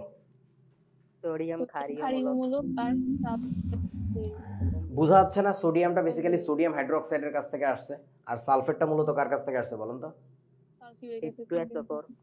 ওই যে দেখছো, অম্লীয় মূলক ক্ষারীয় মূলক কেমনে কি বের করে। শেষ। পানির ক্ষরতা, কি থাকবে? ম্যাগনেসিয়াম, ক্যালসিয়াম এই টাইপের কিছু আয়নের কি থাকে? ক্লোরাইড, সালফেট, কার্বনেট, আচ্ছা এখানে একটা কমা হবে, বাইকার্বনেট, এই টাইপের আয়নগুলো যদি মিশ্রিত থাকে, ওই পানির যেটা সমস্যা হয়, ওই পানি দিয়ে হাত পা ধুইতে গেলে পরিষ্কার হয় না, ময়লা যাওয়া তো দূরে থাকে, আরও হাত কেমন জানি চিটচিটে হয়ে যায়, সাবান লাগাইলে ফেনা হয় না, বোঝো নাই? সো তখন আমরা ওইটাকে বলি হচ্ছে খরো পানি, এবং ওই পানি খাইলে দাঁতে দাগ পড়ে, এই টাইপের কিছু সমস্যা হয়। বয়লার বুঝো তো, মানে বয়েল মানে তো ফুটানো। সো কলকারখানায় যখন আমি পানি বয়েল করি, আমার বিভিন্ন কাজের জন্য দরকার হয় স্টিম, তখন ওই বয়লারের গায়ে মোটা মোটা কেমন জানি একটা ধাতব জিনিস পড়ে। কি পড়ে? ওই যে ক্যালসিয়াম ম্যাগনেসিয়াম আয়নগুলো ডিপোজিট হয়। সো এটার ফলে কি আমার বয়লার এক সময় বার্স্ট করে। সো এই টাইপের পানিগুলোকে আমরা বলি হচ্ছে খরো পানি। খরো পানির অনেক সমস্যা আছে। আচ্ছা, খরো পানির কোনো সুবিধা আছে বলো তো আমাকে একটু? খরো পানির কোনো সুবিধা আছে? ক্যালসিয়াম পাইতেছি স্যার। হ্যাঁ, তুমি কিন্তু শুধু ক্যালসিয়াম না, তুমি ম্যাগনেসিয়ামও পাইতেছো, অর্থাৎ তোমার দাঁত, হাড়ের গঠন খুব শক্ত হবে, বোঝো নাই? জি। খুব ভালো হবে। আচ্ছা, এই যে এইটাকে বলে খরো পানি, অমুক তমুক হাবিজুবি। খরো পানির সমস্যা অনেক, পড়ে দেখবা। খরো পানির প্রকারভেদ, স্থায়ী দেখা যাচ্ছে এটা, হ্যাঁ, স্থায়ী খরতা, আর একটা হচ্ছে কি অস্থায়ী খরতা, অর্থাৎ পার্মানেন্ট অ্যান্ড টেম্পোরারি। তো স্থায়ী খরতা কোনটাকে বলে বলো তো? স্থায়ী খরতা কোনটা? ওই যে তোমার ক্যালসিয়াম আর ম্যাগনেসিয়ামের মূলত এখানে কি থাকে বলেন তো? বাইকার্বনেট থাকে, বাইকার্বনেট থাকে। আর বাকি যেগুলা দেখছিলা, ওই যে সালফেট, অমুক তমুক যা যা ছিল, তারপর আরও কি কি জানি ছিল, ভুলে গেছি আমিও। এই যে সালফেট, ক্লোরাইড, হ্যাঁ, এইগুলা কার্বনেট, এই জিনিসগুলো থাকবে হচ্ছে অস্থায়ীতে, বুঝিয়াছো? মানে জাস্ট একটা মনে রাখলে আর একটা পারা যায় আর কি, যে কাহিনীটা কি। এই যে পানিতে ক্যালসিয়াম, ম্যাগনেসিয়াম, আয়রন প্রভৃতি লবণের বাইকার্বনেট যখন দ্রবীভূত থাকে, এটাকে আমরা বলি হচ্ছে অস্থায়ী খরতা। তো অস্থায়ী খরতাকে কিভাবে দূর করা যায়? সিম্পলি হিট আপ মানে বাংলায় কি বলে, মানে তাপ দিতে হবে, উত্তপ্ত করলেই যেটা হয়ে যাবে। তো এইখানে ধরো তোমার এই যে কি ছিল, ধরো ক্যালসিয়ামের কি ছিল, বাইকার্বনেট, CaHCO3। আমাকে একটু বলেন হোল্টু, এইটাকে উত্তপ্ত করলে কি হয় আপনাদের জানা আছে? বলেন, বাইকার্বনেটকে উত্তপ্ত করলে? ক্যালসিয়াম কার্বনেট, ক্যালসিয়াম কার্বনেট, পানি, আর হচ্ছে কি হবে, কিছু কার্বন ডাইঅক্সাইড বের হয়ে যাবে, শেষ। এখন ঘটনা হইতেছে রে বাবু, এই যে ক্যালসিয়াম কার্বনেট, এটা কি পানিতে দ্রবীভূত হয়ে থাকে নাকি পড়ে যায় বলেন তো? অধক্ষিপ্ত হয় কোনটা? অধক্ষিপ্ত হয়। সো তুমি দেখবা যে নিচে পড়ে গেছে, পানি ভালো হয়ে গেছে, খাওয়া যাইতেছে। এবার খাওয়া তো আগেও যাইতেছিল, কিন্তু এবার খাইতে একটু বেটার লাগতেছে, সাবান টাবান ব্যবহার করলে ফেনা হচ্ছে, দ্যাটস ইট, সহজ জিনিস। আচ্ছা, তারপরে তোমার কি বলছে? স্থায়ী খরতা, ক্যালসিয়াম, ম্যাগনেসিয়াম, আয়রন, ওই মূলত ক্যাটায়নিক আয়নে তিনটাই, এদের কি ক্লোরাইড বা সালফেট লবণ দ্রবীভূত থাকলে তাকে বলি আমরা স্থায়ী খরো পানি। আর এদেরকে রিমুভ করতে গেলে তোমার তাপ দিলে কাজ হয় না, এদের ক্ষেত্রে কি লাগবে? কেমিক্যাল প্রসেস লাগবে। এই যে উত্তপ্ত করলে স্থায়ী খরতা দূরীভূত হয় না, বিক্রিয়ার মাধ্যমে করতে হয়। কি করে? স্থায়ী খরো পানির মধ্যে সোডিয়াম কার্বনেট যোগ করতে হয়, সোডিয়াম কার্বনেট। এটা যোগ করলে কি হয় আমরা দেখি। ধরো তোমার কাছে ছিল হচ্ছে ক্যালসিয়াম ক্লোরাইড, CaCl2, এর সাথে যখন তুমি সোডিয়াম কার্বনেট অ্যাড করবা, Na2CO3, তখন বলেন এই বিক্রিয়ার প্রোডাক্টে কি পাওয়া যাবে? সিম্পলি দ্বিপ্রতিস্থাপন বিক্রিয়া। তাহলে সোডিয়াম আসবে এই জায়গায়, ক্লোরাইড, সোডিয়াম ক্লোরাইড, আর হচ্ছে কি ক্যালসিয়াম কার্বনেট। তো আগে তো দেখছিলা কার্বনেট কি করে, ধুপুস করে নিচে পড়ে যায়, আর সোডিয়াম ক্লোরাইড তো কোনো ব্যাপারই না, পানির মধ্যে থাকতেই পারে। আচ্ছা, তো এই বিক্রিয়াগুলো আমি আর লিখলাম না, এরকম যা ইচ্ছা লিখে দিবা আর কি এক একটা। এই যে ধরো ম্যাগনেসিয়াম কোনটা নিছো, ম্যাগনেসিয়াম সালফেট নিছো তুমি, ধরো মন চাইছে তাই, ম্যাগনেসিয়াম সালফেট বলো MgSO4। এইটার সাথে যদি নেই তাহলে কার বিক্রিয়া দিব? সোডিয়াম কার্বনেটের বিক্রিয়া দিব। বিক্রিয়া দিয়ে কি লিখবো বলো? সোডিয়াম যে ওখানে বসলো, সোডিয়াম সালফেট, Na2SO4 প্লাস কি হবে বলেন? Magnesium carbonate, MgCO3। ওই MgCO3 এরও একই অবস্থা, এই বলদে ভরি যাবে, থাকবে না। আচ্ছা, এখন তোদের কাছে আমার একটা প্রশ্ন, বলতো এইভাবে যদি আমি পানির খরতা রিমুভ করি, মানে এটাকে বলে হার্ডনেস অফ ওয়াটার, মানে পানির খরতা বা হার্ড ওয়াটার বলে, খরো পানি। সো ঘটনা হচ্ছে এই পানির যে হার্ডনেস, এটা যদি আমি রিমুভ করি এরকম কেমিক্যাল প্রসেসে, এটা করার পরে পানির স্বাদ কি আগের মতো থাকবে নাকি একটু চেঞ্জ হবে বলেন তো? একটু লবণ লবণ হয়ে যাবে। এক ফোলা বললেও একটু লবণ লবণ লাগবে। লবণ লবণ লাগার কারণ হইতেছে এইটা, বোঝা নাই বন্ধু? লবণ লবণ। আচ্ছা, পানির বিশুদ্ধতার মানদণ্ড মানে তুমি কিছু একটা জিনিস দেখে বোঝো না যে এই পানি ভালো না খারাপ, কি দেখে বোঝো? তুমি 1 নাম্বার দেখে বোঝো বর্ণে, গন্ধে, ছন্দে, গীতিতে হৃদয়ে দিয়েছে দোলা। সো তুমি বর্ণ গন্ধ দেখবা, একটু শুকে দেখবা, একটু খেয়ে দেখবা, খেয়ে দেখো না প্লিজ। তারপরে কি পানির পিএইচ এর মান ডিটেক্ট করে দেখবা যে পিএইচ বেশি আছে নাকি কম আছে। পানির পিএইচ এর মান কম থাকা ভালো নাকি বেশি থাকার ভালো বলেন? নিউট্রাল থাকা ভালো। এইটাকে এতক্ষণ বুঝাইলাম, পানি কি পুরা পিএইচ 7 এর পানি খাওয়া ভালো? বল। একটু পিএইচ মান বেশি থাকা ভালো। হালকা একটু পিএইচ এর মান বেশি থাকার ভালো। তবে আমরা এটা বলতেছি সারফেস ওয়াটারের ক্ষেত্রে, যে সারফেস ওয়াটারের পিএইচ এর মান কেমন থাকা ভালো। মোট কথা অতিরিক্ত অম্লীয় হওয়া যাবে না। যেমন তোমাদের বইতে একটা রেঞ্জ মনে লেখা আছে, as far as I remember 4.4 থেকে 5.5 এর না কি জানি একটা ঘোড়ার ডিম লেখা আছে, দেখিস কোনটা? 4.5 থেকে 9.5। আচ্ছা ওই যে কিছু একটা আছে আর কি বইতে, একটু মুখস্থ করিস বাবা। তো মোট কথা পানির পিএইচ এর মানের ওই যে লিমিটটা, ওই লিমিট ছাড়াই ওদিক যাওয়া যাবে না খুব বেশি আর কি। আচ্ছা পানির তাপমাত্রা, এটা মারাত্মক ইম্পর্ট্যান্ট। এটাতে আমরা পাত্তা দিই না, এটা আমরা গুরুত্ব দিই না, বাট বিশ্বাস কর পানির এই তাপমাত্রাটা, যে পানির টেম্পারেচার অ্যাকচুয়ালি কত আছে ওই সময়, এইটা মানে বায়োলজিস্টদের কাছে মারাত্মক গুরুত্বপূর্ণ একটা ইন্ডিকেটিং পয়েন্ট যে এই পানির কি অবস্থা। যেমন ধরো আমাদের দেশে ওই যে কি নাম, কয়লা বিদ্যুৎ উৎপাদন কেন্দ্র কোথায় করছে? তো রামপালে, দেখছো না, সুন্দরবনের মধ্যে। ওইখানে তোমরা জানো না, ওইখানে বিদ্যুৎ উৎপাদন কেন্দ্র দেওয়ার কারণে, তাপবিদ্যুৎ কেন্দ্র দেওয়ার কারণে ওইখানেকার পানির টেম্পারেচার বেশ বেড়ে যাবে। এবং ভাবতেই পারো টেম্পারেচার বাড়লে কি সমস্যা। টেম্পারেচার বাড়লে সমস্যা যেটা, পানির মধ্যে যে জুপ্ল্যাঙ্কটন, ফাইটোপ্ল্যাঙ্কটন থেকে শুরু করে যত রকমের জলজ উদ্ভিদ প্রাণী আছে এরা বাঁচতে পারবে না এখানে। কারণ সবার তো একটা সার্টেন টেম্পারেচার আছে, যে এই সীমানায় তারা বসবাস করে। কেউ বোঝে না, বুঝছি। গ্যাঞ্জাম হয়ে যাবে, পানি দূষিত হবে। পানি দূষিত হইলে তুই মরি যাবি, তোর নানাও মরি যাবে। এইবার আসো পানির কিসের মান বলো বন্ধু? বিওডি এবং সিওডি এর মান। হোয়াট ইজ বিওডি বলো? আচ্ছা এটা আসলে হইতেছে বায়োকেমিক্যাল অক্সিজেন ডিমান্ড। এটাকে তোমাদের বইতে লেখছে বায়োলজিক্যাল, আমার করার কিচ্ছু নাই, আমি সত্যটাই লিখছি, তুমি পরীক্ষার সময় চেঞ্জ করে লিখো, বাট জেনে রাখো অ্যাকচুয়ালি হচ্ছে বায়োকেমিক্যাল। ওকে, আর সিওডি মানে কি জানো? Chemical oxygen demand. এখন ঘটনাটা কি দেখো, পানির মধ্যে বিভিন্ন সান্দুরা থাকে আর কি, বুঝলে, এমনি বসে থাকে, এই যে ভালো চা বিস্কুট খাচ্ছি পানির মধ্যে। এখন এই যে সান্দুরা থাকে, এই সান্দুদের বেঁচে থাকার জন্য কি লাগে বলো তো? অক্সিজেন লাগে না? সেই অক্সিজেনটা তারা কোথা থেকে পায়? তারা পানির ভিতর থেকেই খায়। সো তাহলে পানিতে এখন যে পরিমাণে অক্সিজেন দ্রবীভূত আছে, তুমি 2 দিন পরে যায় ওই পরিমাণে অক্সিজেন পাবা না। অক্সিজেন কি কমে যাবে নাকি বেড়ে যাবে বলেন? কমে যাবে। কমে যাবে। কেউ একজন খাইছে, কে খাইছে? পানির ভিতরকার যে উপাদানগুলো ছিল তারা মূলত এখান থেকে অক্সিজেন খেয়ে খেয়ে নিজেরা বেঁচে আছে। সো পানির মধ্যে ওইসব উপাদান, জৈব উপাদান যদি বেশি থাকে তাহলে সেখান থেকে অক্সিজেন খাবে বেশি। এখন পানির মধ্যে উপাদান থাকতে পারে কয় রকমের? মেইনলি 2 রকমের, একটা হচ্ছে জীবিত উপাদান, একটা হচ্ছে মৃত উপাদান। জীবিত উপাদান যারা, অর্থাৎ জুপ্ল্যাঙ্কটন, ফাইটোপ্ল্যাঙ্কটন, অর্থাৎ জীবিত জিনিসপত্র যারা, ব্যাকটেরিয়া অমুক তমুক, তারা যে পরিমাণ অক্সিজেন খেয়ে ফেলে পানি থেকে, সেটাকে আমরা কি বলি? বিওডি নাকি সিওডি বলো? বিওডি। জৈব জিনিস, জীবিত যারা, তারা যে অক্সিজেন খায় তাকে আমরা বলি বিওডি। আর মৃত জিনিস মানে কি? তোমার নানার পুকুরে তোমার নানি একটা স্পঞ্জ ছুঁড়ে মারছে, এ নে তোর স্পঞ্জ, ওই যে চামড়ার স্যান্ডেলটা ফড়ি আছে, ওই চামড়ার স্যান্ডেল তো পচতেছে, তার জন্য কি দরকার? অক্সিজেন দরকার হচ্ছে। অক্সিজেনটা নিচ্ছে কোথা থেকে? পানির ভিতর থেকে নিচ্ছে। ওইটাকে তুমি বিওডির মধ্যে ফেলাইতে পারবো না, ওটা হচ্ছে কেমিক্যাল অক্সিজেন ডিমান্ড। তোরা আমার কথা বুঝিস নাই। তোমার নানা নদীতে মাছ ধরে এসে নৌকাটা ফেলে রাখছে পুকুরের মধ্যে, তোমাদের গ্রামে করে কিনা জানি না, আমাদের গ্রামে এরকম করে। মাছ ধরার ছোট ছোট নৌকা পুকুরের মধ্যে ফালায় ধুয়ে দেয়, মানে যারা শখের মৎস্য ধরক, যারা মৎস্য ধরক না কি জানি বলে জেলে।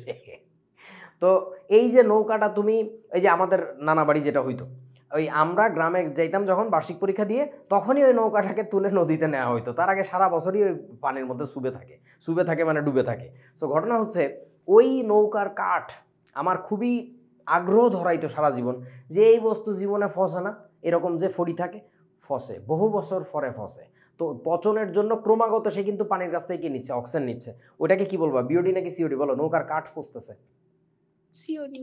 সিওডি। সো আশা করি বুঝেছো, জীবিত জিনিসপাতি যারা যারা অক্সিজেন টানতেছে তাকে আমরা বলি বিওডি, আর মৃত জিনিসরা যারা অক্সিজেন খেয়ে ফেলতেছে পানির কাছ থেকে ওটাকে আমরা বলি সিওডি, যে অক্সিজেনের ডিমান্ড কত এখানে। এখন তোমরা আমাকে একটু বলো, পানির বিওডি বা সিওডি এর মান বেশি হওয়া ভালো না কম হওয়া ভালো? বলো। বেশি। বেশি হওয়া ভালো। আচ্ছা, বিওডি বা সিওডি জেনে রাখো কম হওয়া ভালো, ভালো করে জেনে রাখো, কম হওয়া ভালো। তার কারণটা কি জানো বন্ধু? দেখো ভাই, বিওডি বা সিওডি কম এর মানে হইতেছে ওই পানির মধ্যে অক্সিজেন খাওয়ার মতো জিনিসপাতি কম আছে, তার মানে দূষক কম আছে। এরা কিন্তু বেসিক্যালি দূষক। দূষক মানে বুঝছো তো, যেসব পদার্থ দূষিত করে। কেউ বোঝে না আমার কথা? এখন এখানে একটা কিন্তু আছে, সে কিন্তুটা কি জানো? সে কিন্তুটা শোনো, বাট দেয়ার্স আ লিমিট, একটা সীমানা আছে, সে সীমানার উপরে আবার ভালো না। মানে ঘটনা হইতেছে, দেখ ভাই, ধর কোন একটা পানির বিওডি 0, এর মানে কি জানো? তোমরা নাম শুনছো মৃত সাগর, ডেড সি? ডেড সির বিওডি কত জানো? 0। বিওডি অফ ডেড সি, মৃত সাগর, এইটা হইতেছে 0। মানে ওইখানে, ওইটাকে ডেড সি কেন বলে বুঝোস তো? ওইটার মধ্যে কোনো কিছু বাঁচে না। বোঝে না রে গরুর দল, এখানে কোনো কিছু বেঁচে থাকে না। তো তার মধ্যে কোনো জীবিত জিনিস যদি না থাকে তাহলে ওইখান থেকে তো অক্সিজেন খাচ্ছে না। তো তাহলে ডেড সির পানির বিওডি 0, তুমি বুড়িগঙ্গার পানির বিওডি মাপো, ওখানেও অলমোস্ট 0, 0-র ধারে কাছে। হ্যাঁ, কেন? এখানে জীবিত কেউ নাই, সব মারি ফেলছো কেমিক্যাল টেমিক্যাল দি, তুমি মারি একদম কিলায় গুটে মারি ফেলছো, যে তোর দিব শেষ করি। সো ঘটনা হচ্ছে, তোমার বিওডি একেবারে 0 হয়ে যাওয়া আবার ভালো কোনো কথা না। কেউ বোঝে না আমার কথাবার্তা, বুঝলি? হ্যাঁ, ওকে, চলো এখন পানির বিশুদ্ধীকরণ কিভাবে করব। পানিতে ক্লোরিন মারি দিবা। এই কাজটা কোথায় করে জানো? পানিতে ক্লোরিনেশন কোথায় করে বলতে পারবেন? জানেন না? আপনারা তো কতিপয় গাইড। জি, বুয়েটে এই কাজটা করে। সেই বিক্রিয়াটা কি, সেটা কি তোমরা জানো? জানো না? আচ্ছা, সেই বিক্রিয়াটা দেখায় দেই। আমাদের সময়ে পরীক্ষায় আসতো, এটাকে বলতাম আমরা, প্রশ্নটা এরকম আসতো, ক্লোরিন পানি বলতে কি বোঝো? ক্লোরিনেটেড ওয়াটার। সেখানে বিক্রিয়াটা কী হবে বলেন তো? ক্লোরিনের সাথে কার বিক্রিয়া? পানির। এখন এই বিক্রিয়াও তোমাদেরকে বুঝাই দিছি, এইচ আর OH দিয়ে লিখবা। তাহলে বলো, একটা ক্লোরিন যখন এইচ এর সাথে যাবে তখন কি তৈরি করবে? HCl। আর একটা ক্লোরিন যখন OH এর সাথে যাবে তখন কি তৈরি করবে? HOCl। HOCl এর নাম কি বলো তো? মনে আছে? হাইপোক্লোরাস অ্যাসিড, ছাগল। Hypochlorous acid. এইবার HOCl কে ভেঙে ফেলবা। HOCl দুর্বল একটা অ্যাসিড, এটা এভাবে থাকে না, এটা ভেঙে যায় কি তৈরি করে বলেন তো? HCl প্লাস কি বলতে পারবা? জায়মান অক্সিজেন। ওই যে বস্তুটা জায়মান অক্সিজেন, আচ্ছা এটার কথা পরে লিখি। এই চান্দুই মূলত ঘটনাটা ঘটায়। কি ঘটনা ঘটাইতেছে দেখো তো। সো এই দুইটার বিক্রিয়ার ফলে যেটা হবে, এই HOCl এর সাথে HOCl কেটে গেল, তাহলে আমরা কি লিখতে পারি? ক্লোরিনের সাথে পানি, তাই না? বিক্রিয়া করে কি হবে? HCl তৈরি করছে। ঠিক আছে, HCl প্লাস কি একটা জায়মান অক্সিজেন। আর HCl কয়টা হবে বলেন তো? 2টা। ওকে, সো তার মানে হচ্ছে এই যে যে জায়মান অক্সিজেনটা তৈরি হয়েছে তোমার, এই জায়মান অক্সিজেন যখন কোনো জীবাণুর সাথে বিক্রিয়া করে, বলো তো এখানে কি হয়? তাকে মৃত জীবাণুতে পরিণত করে। এই যে that's what you call chlorinated water. বুয়েটে এরকম পানির যে মেইন লাইন, তার মধ্যে কি মিশায়? অল্প করে, খুবই সামান্য পরিমাণে ফোটায় ফোটায় ক্লোরিন মিশানো হয়। So the water remains pure. আমরা ওই পানিই খাই, বাথরুমেতে পানি ধরে খাওয়া যায় আর কি, খুবই মজার। ওকে, সো কি বুঝি নাই এটার? এটার কি গন্ধ আছে? ওরকম গন্ধ তো আমি পাই নাই, আমি তো বুয়েটে 4-5 বছর খাইলাম, গন্ধ লাগে নাই। তুই একটু ভর্তি হয়ে খেয়ে দেখবি, পারবি? ইনশাআল্লাহ। গুড, খাইতে হবে। বুয়েটের পানি খাওয়ার জন্য হইলেও বুয়েটে চান্স পেতে হবে। এখন দেখা গেল তুই জাস্ট বুয়েটে ভর্তি পরীক্ষা দিতে গেছিস, 2 মিনিট পর উঠে বললি স্যার পানি খাওয়া যাবে, একটু পানি খাইতাম 1 গিলাস। হ্যাঁ পানি, ওই পানি টানি খেয়ে চলে আসলি, বললি যে থাকার বুয়েটে পড়ার দরকার নেই, বুয়েটের পানি খাওয়ার দরকার ছিল, খেয়ে ফেলেছি। Okay, so that was today's class for you kids. দেখছো ক্লাস শুরু করছি কয়টায়? 5:50-এ।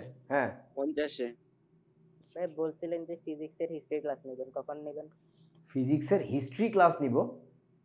আপনি বলছিলেন। পদার্থবিজ্ঞানের ইতিহাস আমি? মানে বিভিন্ন সায়েন্টিস্টদের একটু গল্পগুজব করবেন আর কি বলছিলেন। তোর স্ক্রু কয়টা ঢিলা হয়েছে এদিকে? ভাই আপনি বলছিলেন। টাইট যে দিব, আগে ম্যাট্রিক পরীক্ষা দিল, তারপরে গল্প করব।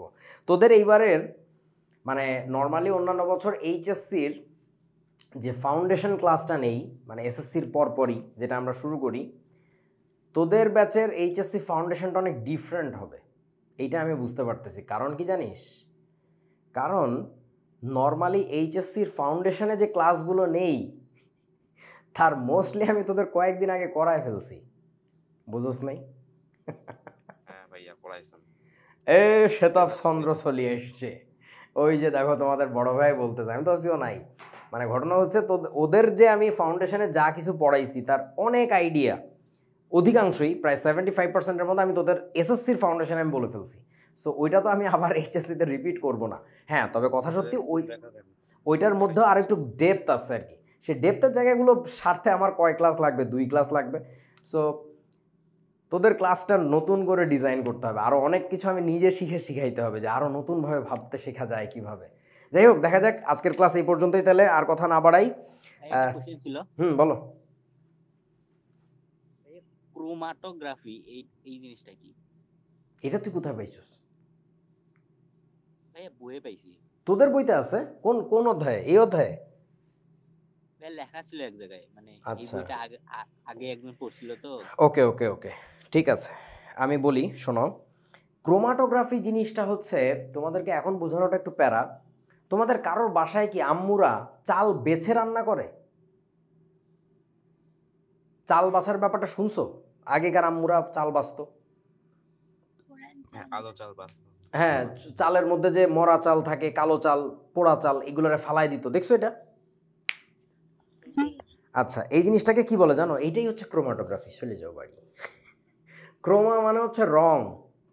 সো কোনো একটা কিছু রং দেখে দেখে বাছাই করার পদ্ধতিকে আমরা বলি হচ্ছে ক্রোমাটোগ্রাফি। কেমিস্ট্রিতে একটু অন্যরকম ব্যাপারটা, মানে অন্যরকম না, মূল আইডিয়া একই রকম। মানে তোরা কি ক্রোমাটোগ্রাফির মূল আইডিয়াটা বুঝছিস? জি ভাইয়া। কালার দেখে আমরা ডিফারেন্সিয়েট করবো, আর কিছু না। আচ্ছা ধর, ব্যাপারটা কিরকম? ওই যে পিএইচ দেখছিলাম যে ইউনিভার্সাল নির্দেশকে পিএইচ দেখে এটা না ওই রকম না ব্যাপারটা। আচ্ছা ধর, কে বললি প্রশ্নটার নাম কি? জুবায়ের। আচ্ছা জুবায়ের ধর একটা পাতা ছেঁচা নিয়ে আসছে, ওর নানা একটা পাতা খাইতেছিল, নানা তো ছাগল। সে পাতাটা মুখের থেকে বাইর করে শেষা দিছে, হামান দিচ্ছে, শেষা দিয়ে আমার কাছে আনি বলতেছে, দেখ তো এর মধ্যে কী কী কেমিক্যাল আছে, ও কেন খায় সারাদিন এটা। আমাকে ওই কেমিক্যালটা দিয়ে বললো যে এর মধ্যে দেখ। এখন এই যে পাতার রস, তোদের কি মনে হয় এখানে এক ধরনের কেমিক্যাল আছে, নাকি 100 রকমের জিনিস মিশে আছে? 100 রকমের জিনিস মিশে আছে। ধরে নিলাম আপাতত তোমাদেরকে সহজে বোঝানোর জন্য 2 ধরনের জিনিস আছে, ধরে নাও জাস্ট 2টা উপাদান। সেই উপাদান 2টা কি কি? একটা হচ্ছে এ, একটা হচ্ছে বি। কিছু বুঝিসনি। এই হচ্ছে আমাদের সেই দ্রবণ, এখানে আছে, তার মধ্যে 2টা উপাদান আছে, একটা ছিল এ উপাদান, একটা ছিল হচ্ছে বি উপাদান। ধরো এখন বুঝতেছিস আমার কথা? জি ভাইয়া। এখন ধরে নিলাম এ উপাদানটা হচ্ছে আমাদের, ধরো এই উপাদানটা হচ্ছে আমাদের দ্রব, মানে পরিমাণে কম, আর বি উপাদানটাকে ধরে নিলাম আমাদের হচ্ছে দ্রাবক, মানে যেটা পরিমাণে বেশি আছে। এখন নর্মালি কোনটা বেশি ঘন হয় বলো তো, মানে ঘনত্ব বেশি হয় কোনটা নর্মালি বলতেছি, দ্রবের নাকি দ্রাবকের বলেন? দ্রবের ঘনত্ব নর্মালি বেশি হয়, গাঢ় হয়, বুঝো নাই? দ্রাবকটা পাতলা জিনিস হয়। এখন ঘটনা হচ্ছে তাহলে বলো তো, আমি একটা কাগজ বলতে নিউজ প্রিন্টের যে কাগজগুলো বা নিউজ পেপার যেগুলা, সেই টাইপের একটা বিশেষ শোষক কাগজ যেটা অ্যাবজর্ব করে অনেক বেশি। তোরা কি বুঝছিস আমার কথা বাবা? কিছু কাগজ আছে না, তার মধ্যে দেখবি এক ফোঁটা পানি বা তেল পড়লে শুষে নিয়ে যায়, পুরা অ্যাবজর্বিং টাইপের পেপার। এই টাইপের কাগজ যদি আমি এর মধ্যে ডুবাই, বুঝতেছিস আমার কথা? আল্লাহ জানে। আমি যদি ডুবাই এর মধ্যে, দুইজনই এ এবং বি দুইজনই তো অ্যাবজর্ব করে উঠতে থাকবে কাগজটা বরাবর, তাই না? এখন বলতো কে বেশি উঠবে, এ উঠবে না বি উঠবে? যে হালকা পাতলা সে উঠে যাবে। ধরে নিচ্ছি বি আমরা হালকা পাতলা, তাহলে বিটাকে বেশি উঠতে দেখব। তো তখন দেখবি যেটা এই পর্যন্ত যদি বি ওঠে, তুই একটা ডিস্টিংক্ট একটা লেয়ার দেখতে পারবি, হয়তো বা এই পর্যন্ত, মানে তুই বুঝতে পারবি যে দুইটা ডিফারেন্ট লেয়ার, এই পর্যন্ত একটা জিনিস, তার উপরে আর একটা জিনিস। এখন ঘটনা হচ্ছে আমি যদি এইটুকু পার্টকে কেটে নিয়ে যাই, আমাকে একটু বলেন তো এইটুকু জায়গায় শুধুই কি আছে বলতে পারবেন? বি আছে। আর এর নিচের যে অংশটুকু তাতে কে আছে বলো তো? এ আছে না? এ বি দুইটাই আছে। এইখানে কিন্তু এও আছে বিও আছে।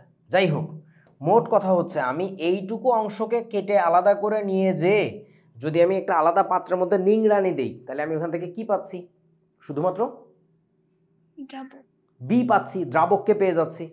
এইভাবে আমি কয়েকবার যদি অপারেশন চালাই, এই প্রসেসটা যদি কয়েকবার চালাই, কাগজের পরিমাণ যদি আরও বেশি বেশি দেই, এই যে আমি আলাদা করতেছি দুইটা জিনিসের মিশ্রণ থেকে একটাকে আলাদা করে নিয়ে যাচ্ছি, এবং সেটা করতেছি কিন্তু মূলত রঙের ভেদে, মানে বাস্তবে এটা করতে গেলে দেখবা ডিফারেন্ট কালারের ব্যান্ড তৈরি হয়, যে এই পর্যন্ত একটা আস্তরণ পড়ছে, উপর আর একটা আস্তরণ পড়ছে।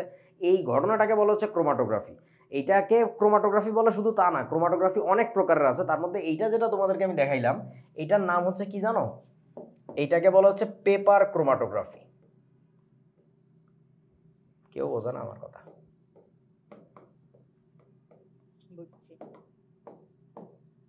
সো ক্রোমাটোগ্রাফি অনেক রকমের হয়, গ্যাস ক্রোমাটোগ্রাফি আছে, কলাম ক্রোমাটোগ্রাফি আছে, অনেক কাহিনী আছে। তার মধ্যে এটা সবচেয়ে সহজ, সবচেয়ে সুন্দর, এই জন্য এটা বুঝাইলাম যে এটাকে বলা হচ্ছে ক্রোমাটোগ্রাফি। That's it.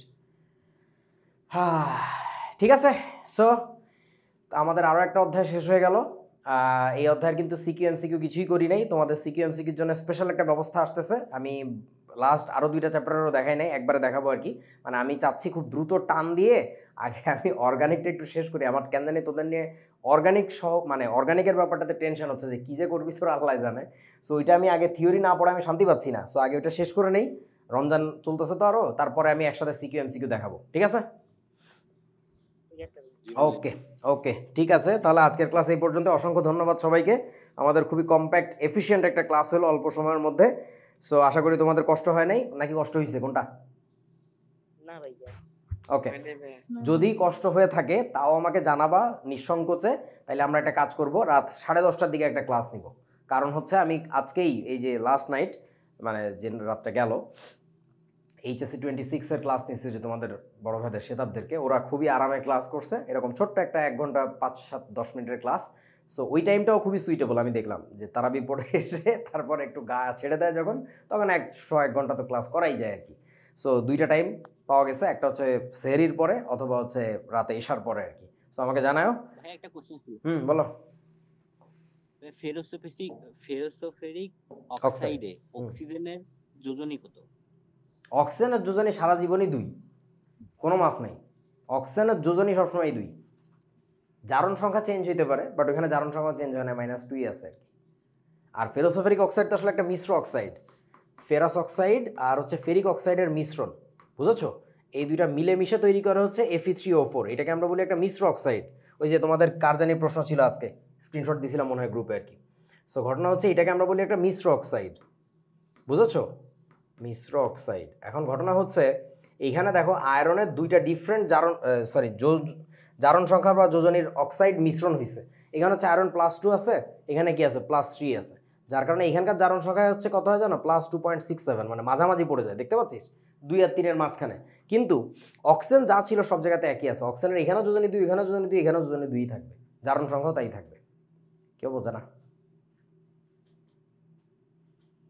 বুঝছি ভাইয়া। হ্যাঁ, এই যে এর প্রশ্ন ছিল নুসরাত জাহান নিশু নাকি নিশা কি জানি, Nisha. Nishat, okay sorry. So ঠিক আছে বন্ধুরা, আজকের ক্লাস এই পর্যন্তই শেষ। আজকে তো অলরেডি আমরা কয় তারিখের মধ্যে পড়ছি, 5 তারিখের মধ্যে, এটা লেখা ভুল আছে, আমি জানাই দিব না আর কি গ্রুপে। ঠিক আছে, টাটা, আল্লাহ হাফেজ, ওকে।